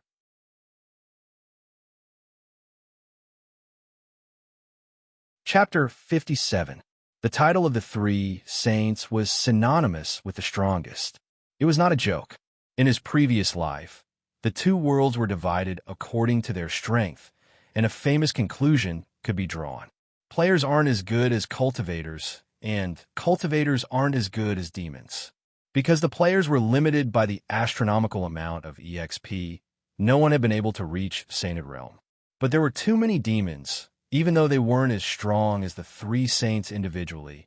If a group of Sainted Realm demons were to attack, the 3 saints would have no choice but to retreat. Throughout the 10 years of the apocalypse, it was the 10 years of gradual extinction of mankind. Although Gu Qingshan was a great sword immortal who had reaped the lives of millions of fiendish demons, he knew very well how terrifying fiendish demons were. He also knew how powerful a sage was. If you don't consider numbers and only consider individual strength, there are almost no demons that could defeat the 3 saints on their own. How could he meet the 3 saints? How could he convince the saint to believe his words? If she had the time to slowly plan, Gu Qingshan believed that she could definitely do it. However, time was of the essence. In half a day, Gong Sun Ji would perish. Gu Qingshan took a deep breath, steadied her mind, and forced herself to think calmly. Xian Yuan Tianzuan, Great Monk of Sorrow, 100 Flowers Fairy. The names of the 3 sages resounded throughout the world. How many legendary deeds have been passed down for a long time? Among these deeds, what could be used? Xian Yuan Tianzuan likes to roam the world, and with the current situation, there's no way to find any trace of him. Even if Gu Qingshan has hundreds of methods, if she can't find him, there's nothing she can do, excluding Xian Yuan Tianzuan. The great monk of sorrow lived in the great northern mountains Ling Yi Temple and spent most of his time meditating on Zen. Only at the beginning of spring every year, the great monk of sorrow would open the altar and give a sermon to the world. It was not impossible to meet the great monk of sorrow at another time, but Gu Qingshan did not have the face to do so. One year, the great monk of sorrow went to the Wanjian sect to give a lecture. The sect master of the Wanjian sect used a few 100 million spirit stones to build a temple and carved a Buddha statue in it as a reward for the great monk of sorrow's lecture. The great monk of sorrow could only eliminate him. Then, only 100 Flowers Fairy was left. Gu Qingshan sighed. If he had enough time, he'd rather travel all over the world to look for Xian Yuan Tianzuan, or to accumulate reputation and spirit stones in hopes of meeting the great monk of sorrow one day, than to try and use by Hua Fairy's body. Not only was 100 Flowers Fairy powerful, she was also extremely hard to please. Before she died, she had killed over 30 Sainted Realm demons in a row, forcing the entire demon army to retreat a few thousand miles away. Everyone was saying that she had definitely reached the peak of the sainted realm. Just a little bit more, and she would be able to break through this realm and reach a realm that no one has ever seen before. 100 sect, she the saint, she killed, she killed. Saint fairy, but. She saint with to be. Saint. Saint. To saint demon as good but not good. To say, fairy, she had once used her divine skill to do something that made everyone dumbfounded. This matter was only discovered after her death. Everyone, including the players, was speechless about this matter. Gu Shan sighed deeply. Now that he knew about it in advance, there was a glimmer of hope. Now, if I want to see 100 Flowers Fairy, I'll first have to attract her attention. Gu Shan stayed silent for a bit. Seems like the 100 Flower list is the only way. 100 Flowers Fairy created her own immortal kingdom and founded by Hua sect. She isn't like Xianyuan Tianzuan, who likes to travel the world, nor is she like the great monk of sorrow, who secludes himself all day long. Every day, she stays in the Bai Hua Palace of Bai Hua Immortal Kingdom, tending to the flowers and plants. Occasionally, when she's interested, she'll publish a few 100 flower lists. To see 100 Flowers Fairy, you must first take the 100 flower list and complete the difficult questions on it. Bai Hua's list was of all shapes and sizes, including everything. All of the Bai Hua lists were created by Bai Hua Fairy herself. All of them were things she was interested in. If someone could solve a difficult question on the list, they'll be granted an audience with 100 Flowers Fairy and ask a favor from the 100 Flowers Fairy. That's not all. If you're accepted by 100 Flowers Fairy, you'll have a chance to join Bai Hua sect. Note, it's only a chance. Although it's called a sect, the number of people in Bai Hua sect can be counted on one hand.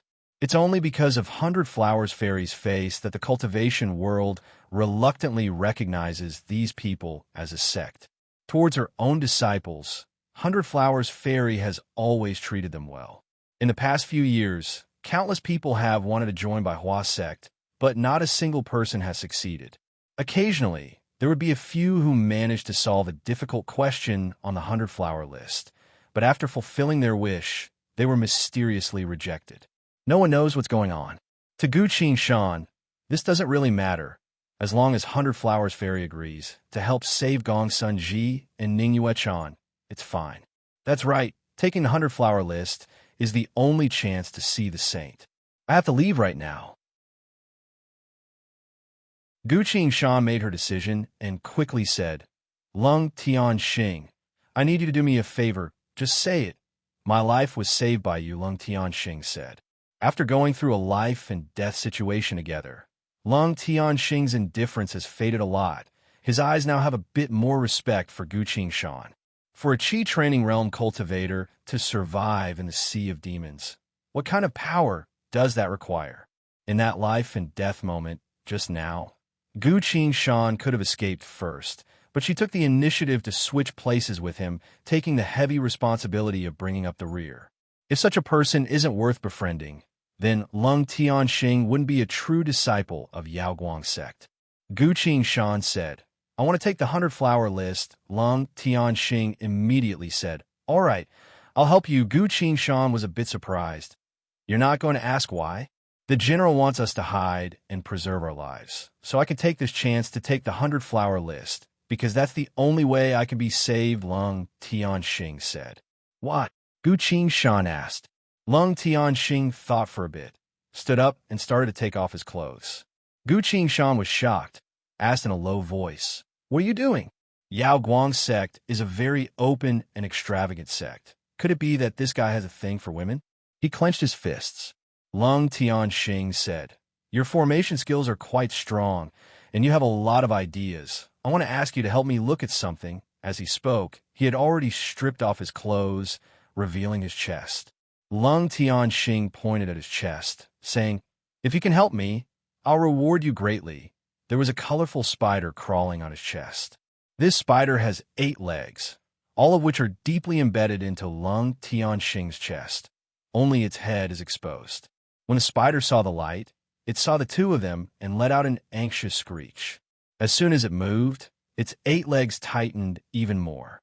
Lung Tian Xing's face was full of pain. Quickly put his clothes back on, cutting off the spider from the outside world. After a while, he regained his composure. He looked at Gu Qing Shan and asked, "How is it? Do you know what this is?"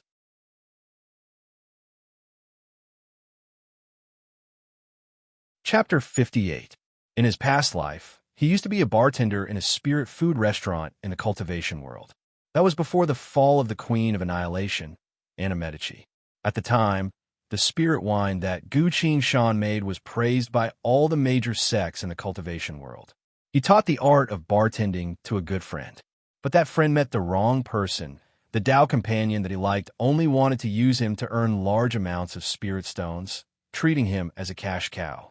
To control this friend to earn money, the Tao companion thought of a way. She found a type of goose spider from the barbarian called the poisonous heart-devouring demon spider. Once this demon spider attaches itself to your body, you won't be able to use even half of your strength. If you don't listen, the demon spider will eat your heart. This demon spider has a natural ability. While eating the heart, it can also slowly eat the cultivator's soul vessel. This double pain on both the body and soul vessel. Almost no one has ever been able to endure it. All of them succumb and become someone else's slave.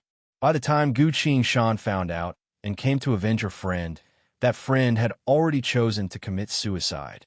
From then on, Gu Qing Shan swore to the heavens that she would never teach the art of bartending to anyone again.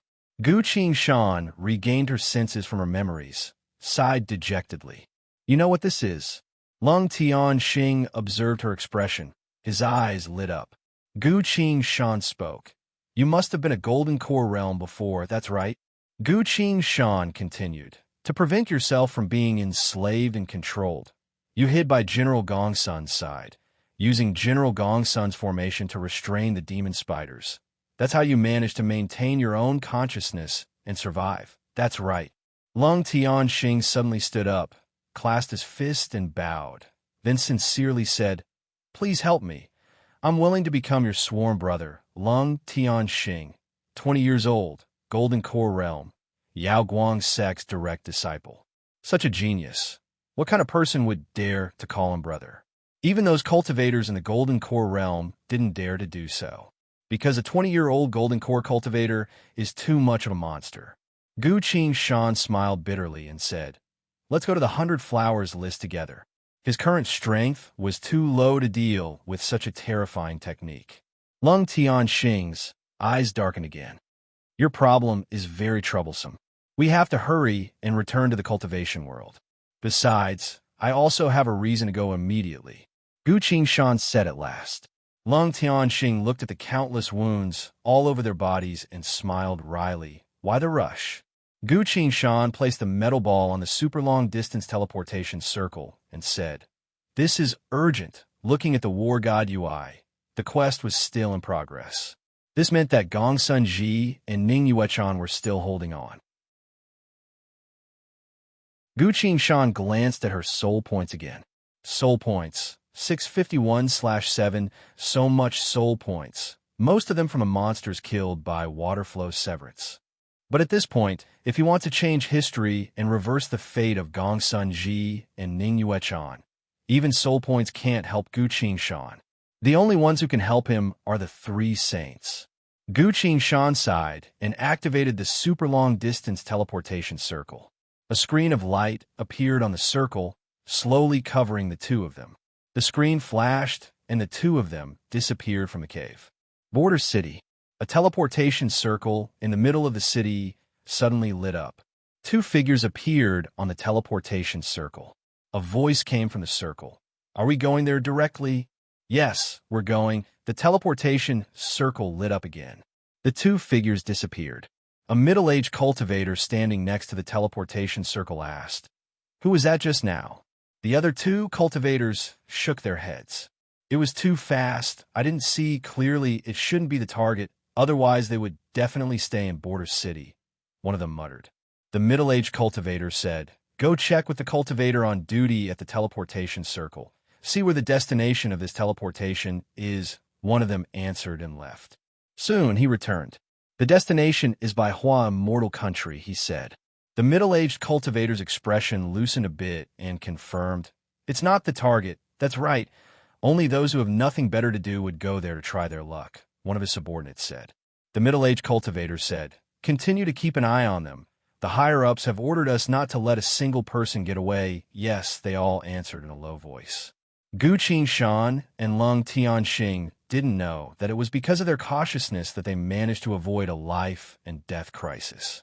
Baihua, Immortal Country. Outside the capital, a secluded teleportation circle. Gu Qingshan and Lung Tianxing's figures appeared. "How many spirit stones did you spend?" Gu Qingshan asked. "Don't worry. Money isn't an issue," Lung Tianxing replied. Long-distance teleportation cost quite a bit, and it was all paid for by Lung Tianxing, a direct disciple of a big sect. "Let's go. We're going to take the list." Gu Qingshan jumped off the teleportation circle first. Lung Tianxing sighed, asking, "We're going just like this?" Gu Qingshan looked at him, then at herself. Both of them were covered in wounds. Their clothes were also tattered, so much so that they couldn't even hold on anymore. Lung Tianxing suggested, "How about we change our clothes and rest for a day?" Gu Qingshan said, "There's no time. Let's go quickly." Lung Tianxing was curious. "What exactly is it?" "Let's go, I'll tell you later." The two of them quickly left the teleportation circle, heading towards the outskirts of the city. Baihua, Immortal Country, is different from other places. Every teleportation circle is set up in a secluded area far away from the city. No one really knows why this is. They just treat it as Hundred Flowers Fairy's personal preference. As Gu Qingshan and Lung Tianxing walked, they saw signs of life along the way. The fields here were all planted with crops, with a lot of normal people living there. "No matter what happens, don't do anything. I'll handle it," Gu Qingshan cautiously told him. "All right." Even though he was a bit confused, Lung Tianxing still agreed. After all, she's been through a lot of testing. Most of the time, her actions were proven to be correct. While the two of them were walking, a pig suddenly ran out from the side of the road, its four hooves flying straight at them. This collision was completely unexpected, but it happened to take advantage of their weakness. This pig's appearance was also perfect timing. As the two of them were flying, they were about to land on the ground to catch their breath, at a point where they've already used up all their energy, but haven't used up all their energy. Before this, Gu Qingshan and Lung Tianxing were fighting the demons. Their state was like an arrow at the end of its flight, so there's no other way. The only way is to use what little spirit energy they have left to kill the pig. Lung Tianxing couldn't help but want to pull out his jade fan. As a cultivator, getting knocked over by a pig is a huge humiliation. As soon as his hand moved, Gu Qingshan slapped it back. Remembering what Gu Qingshan told him before, Lung Tianxing immediately put his fan away. To be able to become a direct disciple of Yaoguang's sect, he must be smart enough. While in the air, Gu Qingshan had already opened her arms to hug the pig. "So heavy, this isn't a pig, it's clearly an elephant." Gu Qingshan already ate a crimson crane pill, so her condition is a bit better than Lung Tianxing's. He breathed out, hugged the pig in his arms, spun around in the air, then landed on the ground. Both the man and the pig were unharmed. "Let's go." Gu Qingshan didn't even look at the pig, continued to fly forward without stopping. This is the first time Lung Tianxing saw something like this, so he was a bit stunned, but quickly followed. The two of them quickly went away. You're tuning into the Warrior Lore YouTube channel. Don't forget to subscribe and join us on this journey to catch the most captivating stories.